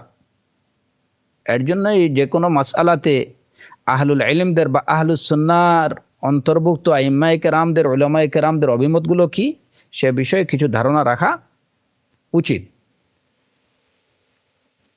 এই ইসরা এবং মেরাজ সম্পর্কে প্রথমত দুইটা কথা। একটা হচ্ছে যে দুইটাই মক্কা থেকে বায়তুল মকদিস পর্যন্ত রাসূলুল্লাহ সাল্লাল্লাহু আলাইহি ওয়াসাল্লামের এই ভ্রমণটা ছিল যেমন সশরীরে, ঠিক তেমনিভাবে বায়তুল মকদিস থেকে সপ্ত আকাশ পর্যন্ত তার ভ্রমণটাও ছিল সশরীরে।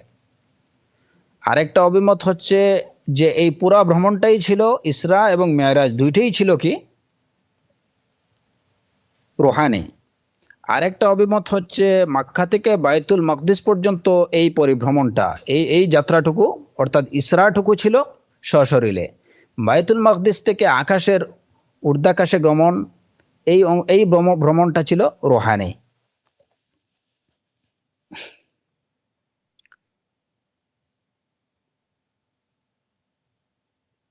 তো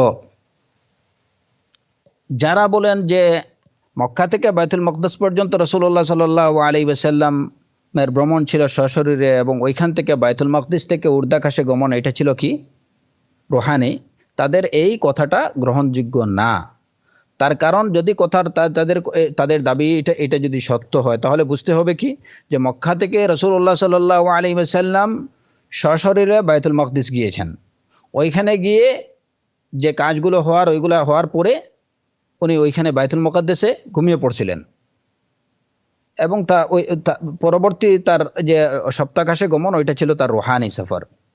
কিংবা তার জাসাদ ওই সময় রাসূলুল্লাহ সাল্লাল্লাহু আলাইহি ওয়াসাল্লামের দেহ ওই সময় বায়তুল মকদিসে ছিল আর তার রূহ চলে গিয়েছিল সপ্তাহাকাশে, এই কথা কেউ বলেননি।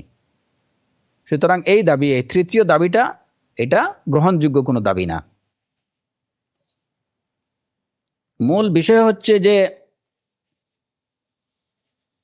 কোরআন এবং সুন্নাহর এতদ বিষয়ে যে দলিলগুলো, সেই দলিলগুলো পর্যালোচনা করলে দেখা যায় যে বিষয়টা স্পষ্ট হয়। সেটা হচ্ছে রাসূলুল্লাহ সাল্লাল্লাহু আলাইহি ওয়াসাল্লামের ইসরা এবং মেরাজ দুইটা ভ্রমণই ছিল সশরীরে ভ্রমণ। কারণ এটা ছিল একটা মহান ঘটনা, যে কারণে এই ঘটনা এই বর্ণনা করতে যে আল্লাহ সুবহানাহু ওয়া তাআলা কি বলছেন, সুবহানাল্লাযী আসরা। আল্লাহ আযজা ওয়া জাল তার পবিত্রতা ঘোষণা করে এরপরে ঘটনাটার কথা বলেছেন। এতেই প্রমাণিত হয় যে এই ঘটনাটা একটা মহান ঘটনা।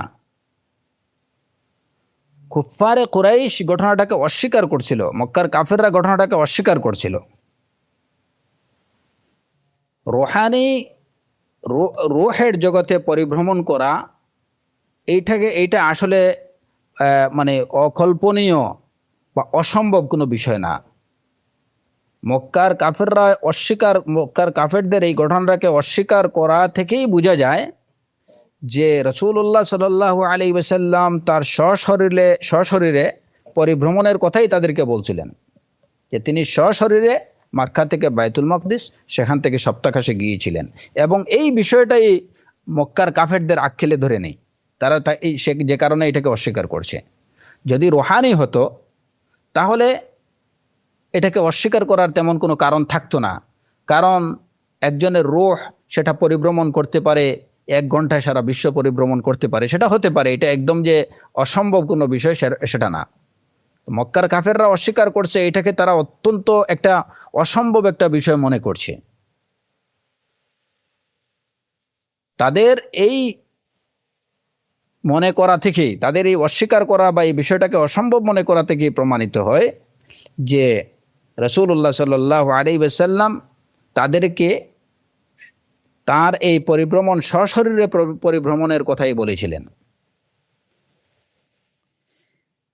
দ্বিতীয় বিষয় হচ্ছে যে আল্লাহ আযজা ওয়া জাল বলছেন সুবহানাল্লাযী আসরা বিআবদিহি শব্দটা ইন্ডিকেট করে যে এই সফরটা ছিল সশরীরে। কারণ একজন কেবলমাত্র রূহ আবদ হতে পারে না, আর কেবলমাত্র জিসিম, রূহ ছাড়া জিসিমটাও আবদ হতে পারে না। রূহ এবং জিসিম, রূহ এবং শরীর, দেহ এবং আত্মা দুটো মিলেই কিন্তু আবদ। আর আল্লাহ আযজা ওয়া জাল সূরাতুল ইসরার এই আয়াতে বলছেন সুবহানাল্লাযী আসরা বিআবদিহি, তার বান্দাকে তিনি ভ্রমণ করিয়েছেন। আসরা বিআবদিহি, তার বান্দাকে তিনি ভ্রমণ করিয়েছেন রাতে। আবদ শব্দটা নির্দেশ করে যে রাসূলুল্লাহ সাল্লাল্লাহু আলাইহি ওয়াসাল্লামের মেরাজের এই ইসরা এবং মেরাজ দুইটা সফরই ছিল সশরীরে।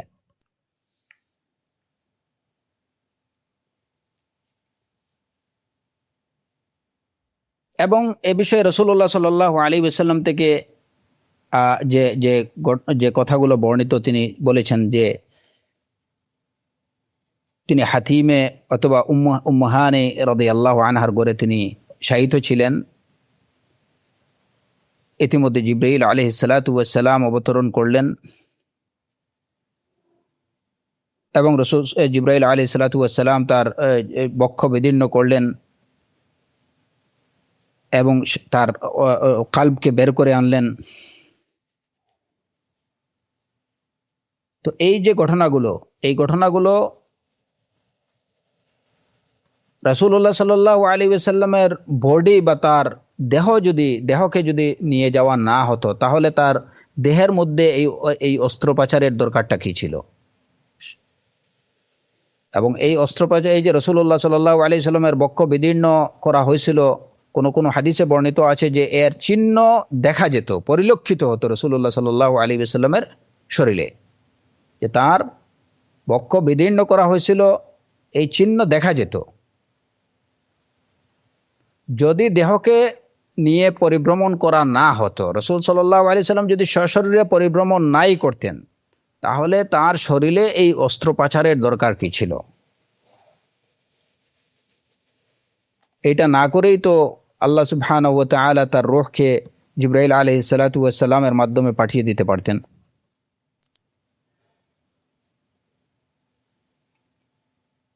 তো এই সব দলিলগুলো থেকে প্রমাণিত হয় যে ইসরা এবং মেরাজের সফরটা ছিল রাসূলুল্লাহ সাল্লাল্লাহু আলাইহি ওয়াসাল্লামের সশরীরে পরিভ্রমণ।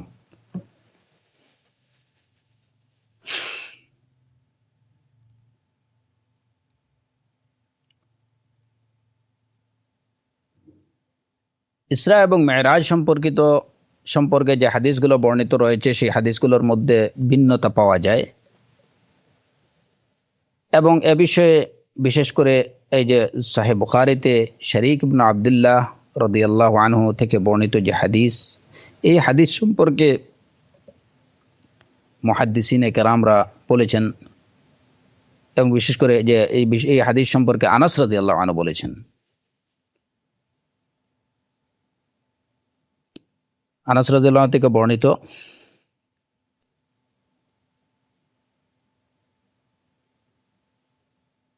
শরীক ইবনে আব্দুল্লাহ রাদিয়াল্লাহু আনহু বর্ণিত হাদিসের মধ্যে কিছুটা খালাত আছে। মুহাদ্দিসিনে কেরামরা বলেছেন যে তিনি এই বর্ণনার মধ্যে বা তিনি তার বর্ণনার মধ্যে শারীক ইবনে আবদুল্লাহ তিনি তার বর্ণনার মধ্যে কখনো একটু বাড়িয়ে দিতেন কিংবা কোনো কিছু কমায় দিতেন, মানে কোনো বিষয়ে তার ওহাম হয়ে যেত। তো যে কারণে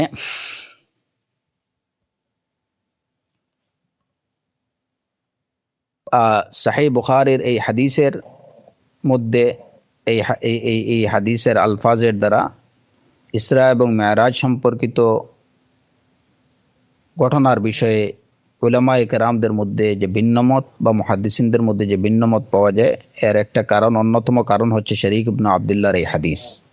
তো মূল কথা হচ্ছে যে শারীক ইবনে আবদুল্লাহর এই হাদিস সম্পর্কে মুহাদ্দিসিনে কেরামের বক্তব্য হচ্ছে যে তিনি অনেক সময় বর্ণনার মধ্যে কমই বেশি করে ফেলতেন বা তার ওহম হয়ে যেত, এবং এগুলা তার বর্ণিত অন্যান্য হাদিসগুলোর মধ্যেও হয়েছে। এই কারণে ইমাম মুসলিম রাহিমাহুল্লাহ সাহিহ মুসলিমে বলেছেন যে আনাস রাদিয়াল্লাহু আনহু থেকে এই যে শারীক ইবনে আবদুল্লাহ যে বর্ণনা করেছেন, সেই বর্ণনাতের মধ্যে তিনি একটু কমই বেশি করেছেন। কমই বেশিটা কে করছেন? শারীক। জাদা ওয়া নাকাসা ওয়া কদ্দামা ওয়া আখারা, ঘটনা বর্ণনা করতে গিয়ে তিনি কিন্তু কিছু আগপিছ করেছেন, কমই বেশি করেছেন।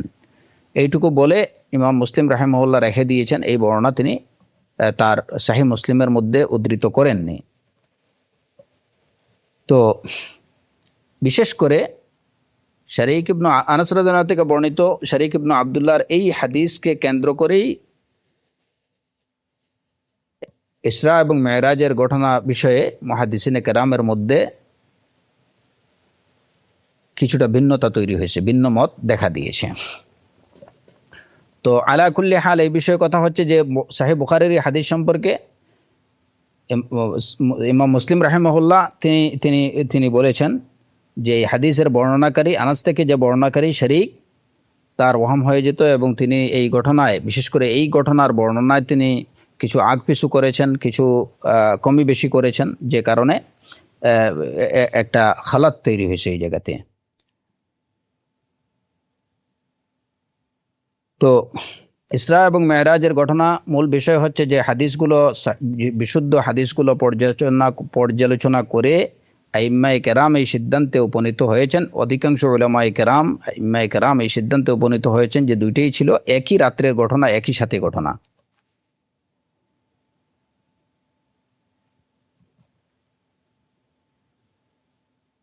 চতুর্থ আরেকটা বিষয় হচ্ছে যে প্রথমত রাসূলুল্লাহ সাল্লাল্লাহু আলাইহি ওয়াসাল্লামকে আল্লাহ সুবহানাহু ওয়া তাআলা উর্দাকাশে নিয়ে যাবেন, কিন্তু এর আগে মক্কা থেকে বাইতুল মাকদিস নেয়ার প্রয়োজনটা কী ছিল? এর মধ্যে কি হিকমা ছিল? মেরাজ আমরা বুঝলাম যে ওইখানে যাওয়ার পরে আল্লাহ সুবহানাহু ওয়া তাআলার থেকে তিনি নির্দেশনা পেয়েছেন, সালাত ফরজ করা হয়েছে, কিন্তু এর আগে মেরাজে যাওয়ার আগে, উর্দাকাশে যাওয়ার আগে বাইতুল মাকদিস নিয়ে যাওয়ার পিছনে কি হিকমা ছিল? হিকমা ছিল অসংখ্য হিকমা, যেগুলো আল্লাহ আজ্জা ওয়া জাল্লা সবচেয়ে ভালো জানেন কি হিকমা ছিল। উলামায়ে কেরামরা এখান থেকে এর পিছনে কিছু হিকমা বর্ণনা করেছেন। এর মধ্যে একটা হচ্ছে যে জমিনের এই ভ্রমণের দ্বারা তিনি, তার কাছে আরও কিছু দলিল স্পষ্ট হবে যে যখন ফিরে এসে তিনি মুশরিকদের কাছে বা মানুষের কাছে এই ঘটনা বর্ণনা করবেন, তখন এই ঘটনাটা, তার এই বর্ণনাটা গ্রহণযোগ্য হওয়ার জন্য জমিনের বা পৃথিবীর কিছু বিষয় তার দেখে যাওয়া দরকার ছিল।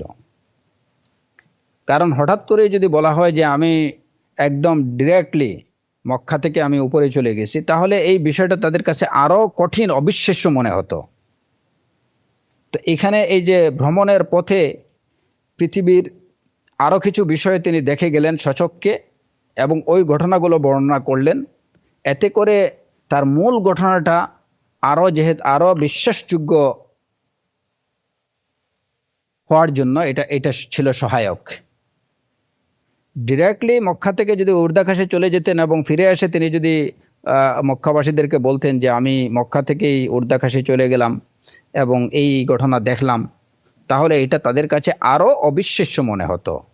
তাকে প্রথমে পৃথিবীর কিছু অংশ পরিভ্রমণ করানো হয়েছে, যাতে করে তিনি তাদেরকে যখন বললেন যে আমি এখান থেকে বায়তুল মাকদিস গেলাম, তখন এই যে পথিমধ্যে যে নিদর্শনগুলো তিনি দেখলেন সেগুলো তার সামনে স্পষ্ট ছিল, এবং এইটা মক্কাবাসীদের কাছেও তার দাবিটাকে অনেকটা যৌক্তিক করে তোলার পিছনে সহায়ক ছিল। যে উনি সরাসরি বলেননি, মুহাম্মদ সরাসরি বলেননি যে উনি মক্কা থেকেই উর্দাকাশী চলে গেছেন। তিনি মক্কা থেকে প্রথমে বায়তুল মাকদিস যাওয়ার দাবি করছেন।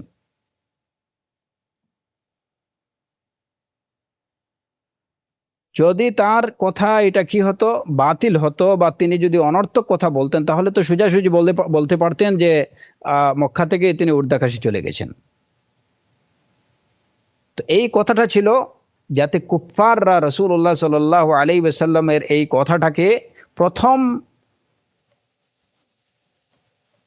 স্টেপেই যেন তারা অস্বীকার না করে, প্রথম পর্যায়ে যেন তারা এটাকে অস্বীকার না করে। আল্লাহ আজ্জা ওয়া জাল্লা এটার ব্যবস্থা করে দিলেন যে প্রথমে রাসূলুল্লাহ সাল্লাল্লাহু আলাইহি ওয়াসাল্লামকে মক্কা থেকে বায়তুল মাকদিস নিয়ে গেলেন। আর দ্বিতীয় বিষয় হচ্ছে, এর পিছনে যে দ্বিতীয় যে হিকমাটা উলামায়ে কেরামরা বলেছেন, শেখ সালেহ আল শেখ হাফিজাহুল্লাহ যেটা মেনশন করেছেন, যে এর দ্বারা মক্কা এবং বায়তুল মুকাদ্দাসের মধ্যে যে একটা সম্পর্ক, একটা সংযোগ, ওই সংযোগটার প্রতি ইঙ্গিত করাই ছিল এই সফরের উদ্দেশ্য, যে মক্কার এবং বায়তুল মাকদিস দুইটাই কিবলা, এবং এই দুইটার মধ্যে একটা সংযোগ রয়েছে, সম্পর্ক আছে। পূর্ববর্তী আম্বিয়া আলাইহিমুসসালাতু ওয়াসসালামদের কিবলা বায়তুল মাকদিস ছিল, মক্কাও এটা হচ্ছে কিবলা। এই দুইটা কিবলার মধ্যে একটা সংযোগ আছে, একটা সম্পর্ক আছে। অন্যান্য আম্বিয়া আলাইহিমুসসালাতু ওয়াসসালাম ওনারাও বায়তুল মাকদিসের দিকে মুখ করছেন,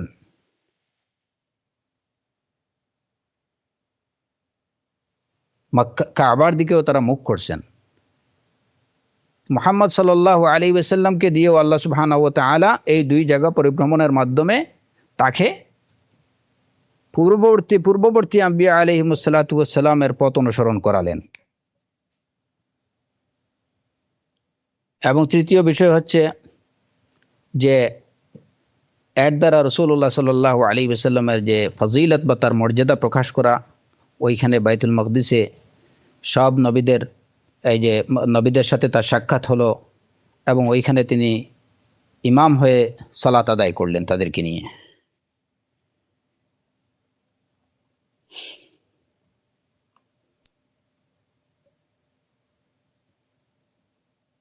বিভিন্ন বর্ণনা এ বিষয়ে যেটা আসছে বিভিন্ন হাদিসে, এই সম্পর্কিত যে বর্ণনা, যে রাসূলুল্লাহ সাল্লাল্লাহু আলাইহি ওয়াসাল্লাম যখন মসজিদে আকসাতে প্রবেশ করলেন, তো জিবরিল আলাইহিস সালাতু ওয়াস সালাম তাকে বললেন, সাল্লি রাকাআতাইনি, আপনি 2 রাকাত পড়েন।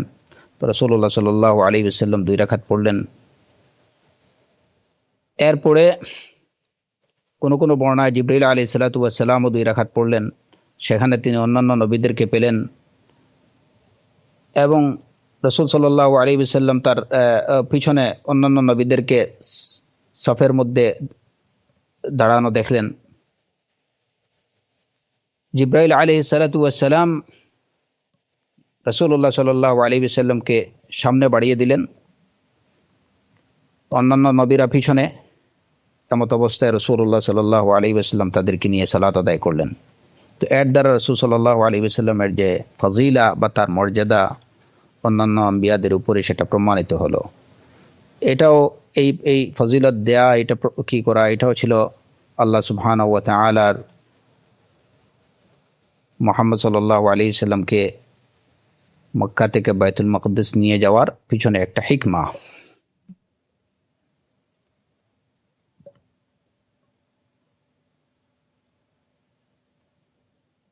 আরেকটা বিষয় হলো যে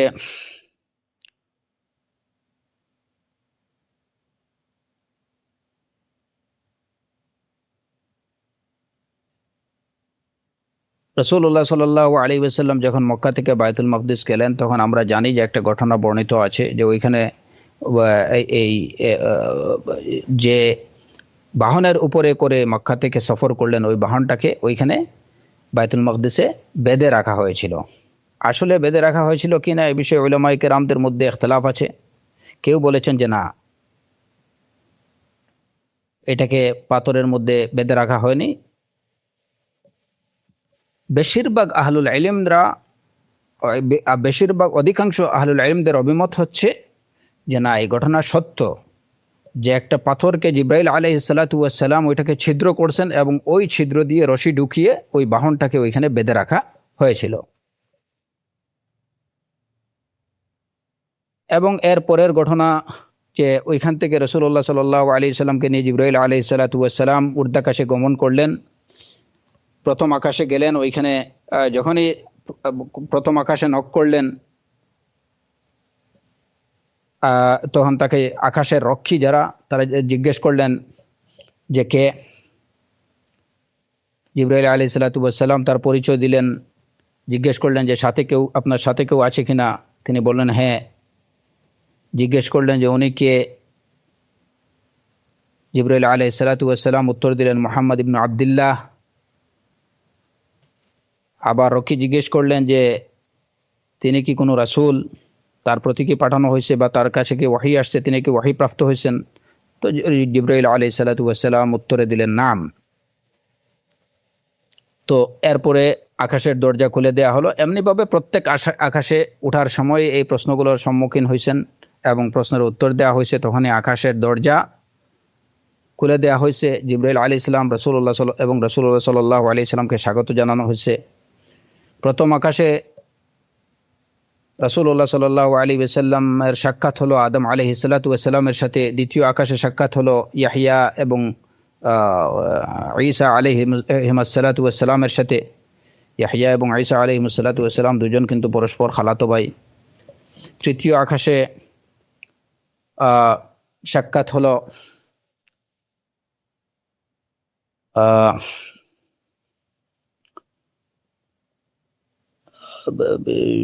তৃতীয় আকাশে সাক্ষাৎ হয়েছে ইউসুফ আলাইহিস সালাতু ওয়াস সালামের সাথে। চতুর্থ আকাশে সাক্ষাৎ হয়েছে ইদ্রিস আলাইহিস সালাতু ওয়াস সালামের সাথে।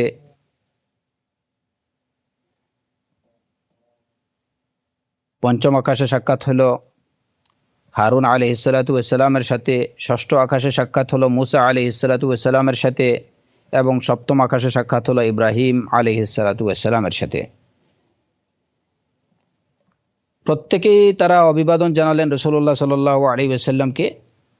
এবং এরপরে এই যে ইসরার যে ঘটনা, ওইখানে মেরাজের যে ঘটনা, ওইখানে রাসূলুল্লাহ সাল্লাল্লাহু আলাইহি সাল্লামের প্রতি যখন 50 ওয়াক্ত সালাত ফরজ করে দেওয়া হলো এবং এগুলা নিয়ে যখন রাসূল সাল্লাল্লাহু আলাইহি সাল্লাম ফিরে আসলেন, মুসা আলাইহিস সালাতু ওয়াস সালামের সাথে সাক্ষাৎ হলো এবং তিনি বললেন তোমার উম্মত সেটা পারবে না, তুমি আরো হালকা করে দিতে বলো আল্লাহকে। তখন রাসূল সাল্লাল্লাহু আলাইহি সাল্লাম গেলেন এবং শেষ পর্যন্ত 5 ওয়াক্ত সালাতে এসে ঠেকলো যে এটি এই উম্মার উপরে ফরজ করা হলো। যাই হোক, এগুলা জানা বিষয়। মূল আরেকটা বিষয় হচ্ছে ইম্পর্টেন্ট, সেটা হচ্ছে যে এই ইসরা মেরাজের সময়, ইসরা এবং মেরাজে রাসূলুল্লাহ সাল্লাল্লাহু আলাইহি ওয়াসাল্লাম এই যে আম্বিয়া আলাইহিস সালাতু ওয়াস সালামের সাথে তার যে সাক্ষাৎ হলো, তিনি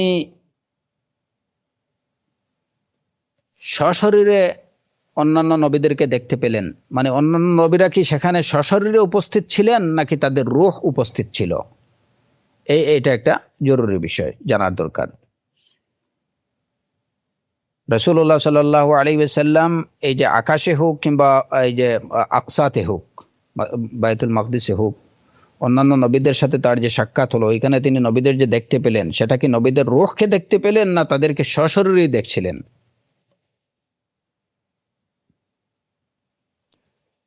এ বিষয়ে উলামায়ে কেরামদের অভিমত, দুইটি অভিমত। প্রথম অভিমত হচ্ছে যে রাসূলুল্লাহ সাল্লাল্লাহু আলাইহি ওয়াসাল্লাম ওইখানে নবীদেরকে সশরীরেই দেখছেন, নবীগণ সশরীরে ওইখানে উপস্থিত ছিলেন। আর এর পক্ষে তারা দুইটা দলিল দিয়েছেন। প্রথম দলিল হচ্ছে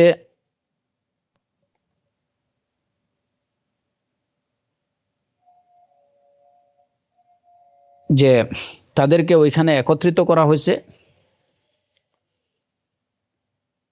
রাসূলুল্লাহ সাল্লাল্লাহু আলাইহি ওয়াসাল্লাম আদম আলাইহিস সালাতু ওয়াস সালামের সাথে কথা বলছেন, অন্যান্য নবীদের সাথে কথা বলছেন, তো এই যে কথা বলা, তাদের সাথে দেখা, তাদের নিয়ে সালাত পড়া, এই সব বিষয়গুলো বাহ্যিকভাবে এই বিষয়গুলা দ্বারা স্পষ্টত বোঝা যায় যে ওইখানে আম্বিয়া আলাইহিমুসসালাতু ওয়াসসালামরা সশরীরে উপস্থিত ছিলেন।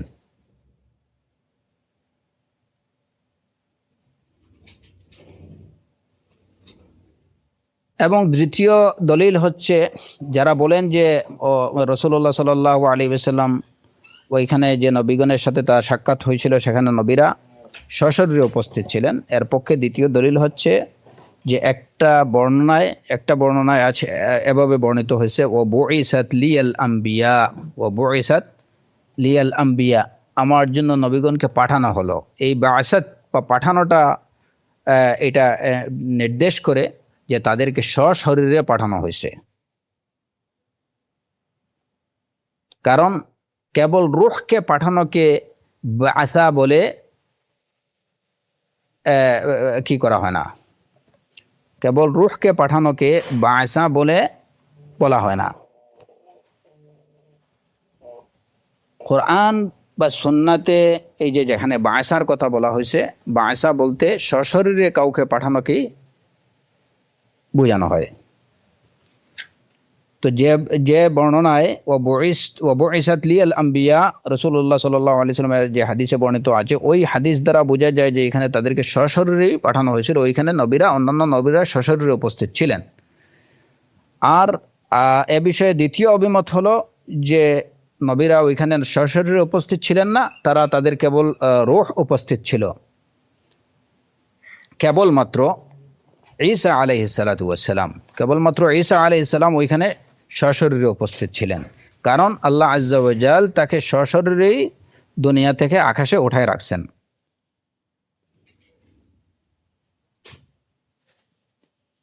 এখানে তৃতীয় আরেকটা বিষয় হচ্ছে যে কেউ কেউ বলছেন যে অন্যান্য নবীরা কেবল তাদের রূহ উপস্থিত ছিল, ঈসা আলাইহিসসালাতু ওয়াসসালাম আর ইদ্রিস আলাইহিসসালাতু ওয়াসসালাম এই দুইজন নবী সশরীরে উপস্থিত ছিলেন। তাহলে আমরা এ বিষয়ে অভিমত পেলাম তিনটা।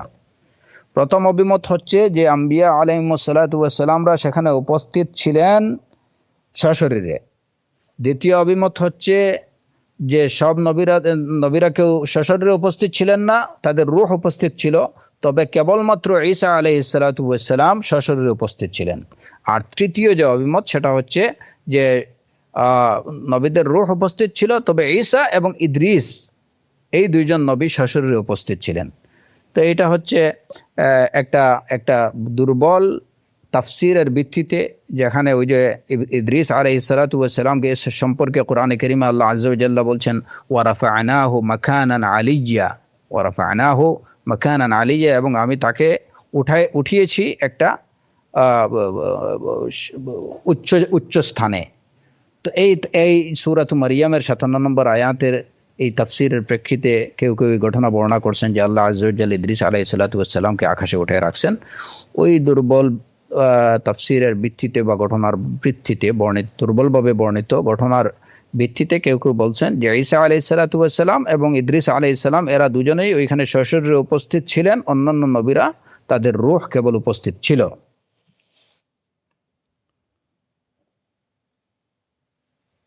শেখ সালেহ আলী শেখ হাফিজাহুল্লাহ তিনি বলছেন যে এই অভিমতগুলোর মধ্যে আমার কাছে সবচেয়ে বেশি গ্রহণযোগ্য অভিমত হচ্ছে এটি যে ওই সময় ওইখানে নবীদের রূহ উপস্থিত ছিল, তারা সশরীরে উপস্থিত ছিলেন না, তবে কেবল ঈসা আলাইহিসসালাতু ওয়াসসালাম সশরীরে উপস্থিত ছিলেন।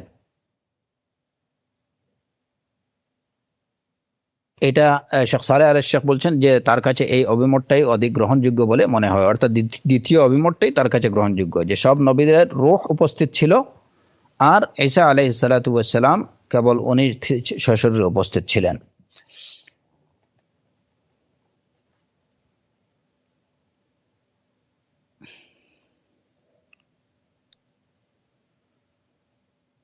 এর কারণ হচ্ছে এইটুকু যে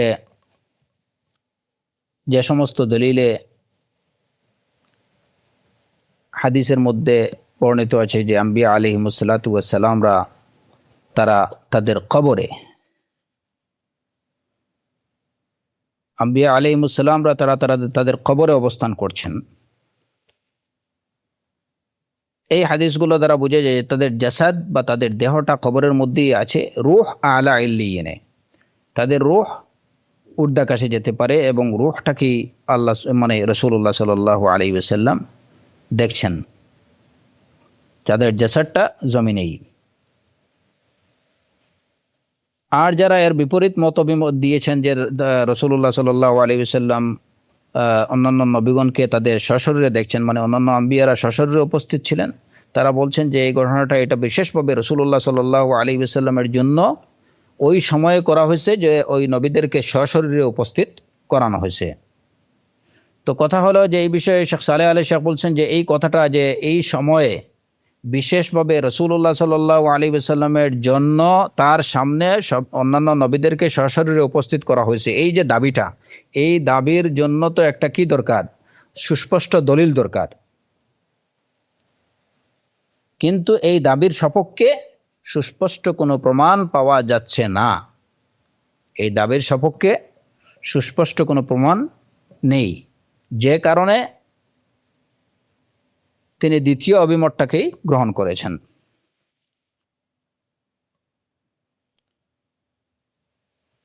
রাসূলুল্লাহ সাল্লাল্লাহু আলাইহি ওয়াসাল্লামকে যখন সপ্ত আকাশের ঊর্ধ্বে নিয়ে যাওয়া হলো, তিনি বাইতুল মামুর দেখলেন, তিনি সিদরাতুল মুনতাহা দেখলেন এবং আল্লাহ সুবহানাহু ওয়া তাআলার আরও অনেক বড় বড় নিদর্শনগুলো তিনি দেখলেন। লাকাদ রাআ মিন আয়াতি রাব্বিহিল কুবরা, সূরাতুন নাজমে বলা হয়েছে যে তিনি আল্লাহর অনেক বড় নিদর্শনগুলো দেখলেন। তো এই যে দেখাটা, যেগুলো তিনি দেখলেন সেগুলো তিনি কিভাবে দেখলেন? বাহ্যিক চর্মচক্ষু দিয়ে দেখলেন না অন্তর দিয়ে দেখলেন? কোরআনে কারীমে এই বিষয়টার বর্ণনা দেয়া হয়েছে যে মা কাযাবাল ফুআদু মা রাআ, অন্তর অস্বীকার করেনি যা কিছু তিনি দেখছেন। আবার সূরাতুন নাজমেরই 17 নম্বর আয়াতে বলা হয়েছে মা যাগাল বাসারু ওয়া মা তাগা, চক্ষু বক্র হয়ে যায়নি অথবা চক্ষু সীমা লঙ্ঘন করেনি, মানে যা দেখছে চক্ষু ঠিকই দেখছে। মা যাগাল বাসারু ওয়া মা তাগা, তো এখানে দুই ধরনের দেখার কথাই বলা হয়েছে। মা কাযাবাল ফুআদু মা রাআ, অন্তর যা দেখেছে সেটাকে অস্বীকার করেনি, তাতে বোঝা গেল যে ওইখানে অন্তর দিয়ে দেখেছেন। আবার মা যাগাল বাসারু ওয়া মা তাগা, এই আয়াত দ্বারা বোঝা যায় চর্মচক্ষু দিয়ে দেখেছেন, বাহ্যিক চক্ষু দিয়ে দেখেছেন। তো এখন প্রশ্ন হচ্ছে রাসূলুল্লাহ সাল্লাল্লাহু আলাইহি ওয়াসাল্লাম ওইখানে মিরাজের সফরে যা দেখলেন উনি কি চর্মচক্ষু দিয়ে দেখলেন না অন্তরচক্ষু দিয়ে দেখলেন না কিভাবে দেখলেন? এর জবাব হচ্ছে যে এই আয়াত দ্বারাই বোঝা যাচ্ছে যে রাসূলুল্লাহ সাল্লাল্লাহু আলাইহি ওয়াসাল্লাম দুইভাবেই দেখছেন, চর্মচক্ষু দিয়েও কিছু বিষয় দেখছেন, অন্তরচক্ষু দিয়েও কিছু বিষয় দেখছেন। চর্মচক্ষু দিয়ে কিছু বিষয় দেখছেন, আবার কেবল অন্তরচক্ষু দিয়ে কিছু বিষয় দেখছেন। ফুয়াদ এবং বাসার দুইটা দিয়ে কিছু বিষয় দেখছেন, আবার কেবল অন্তরচক্ষু দিয়ে কিছু বিষয় দেখছেন যেটা চর্মচক্ষু দিয়ে তিনি দেখেননি।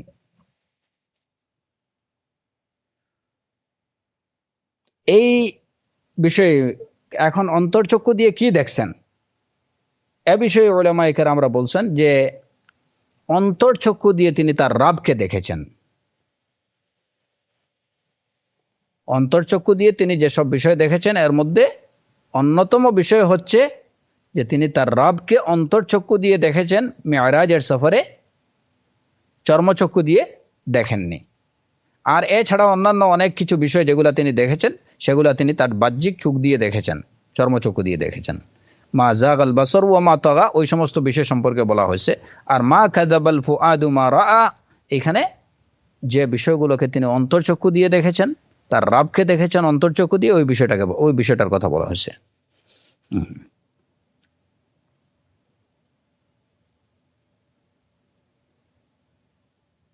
এবং এই যে রাসূলুল্লাহ সাল্লাল্লাহু আলাইহি ওয়াসাল্লাম আল্লাহ সুবহানাহু ওয়া তাআলাকে স্বচক্ষে দেখেছেন, চর্মচক্ষু দিয়ে দেখেছেন না দেখেননি, এই বিষয়ে আমরা ইতিমধ্যে একটু বিস্তারিত আলোচনা করেছি।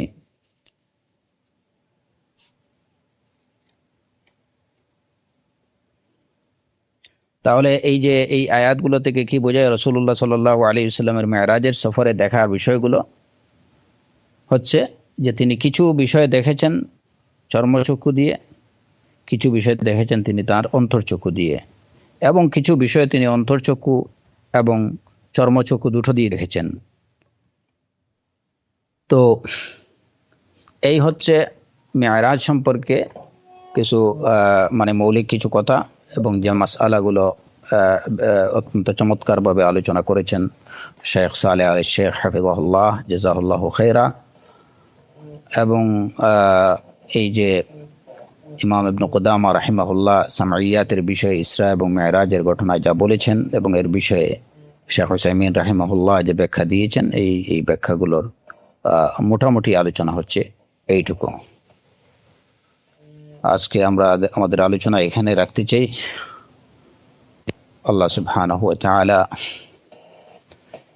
আমাদেরকে দ্বীনের সঠিক জ্ঞান সঠিকভাবে অর্জন করার তৌফিক দান করুন, এবং আমরা সঠিকভাবে যা জানব সেগুলোকে বাস্তব জীবনে মেনে চলার তৌফিক দান করুন।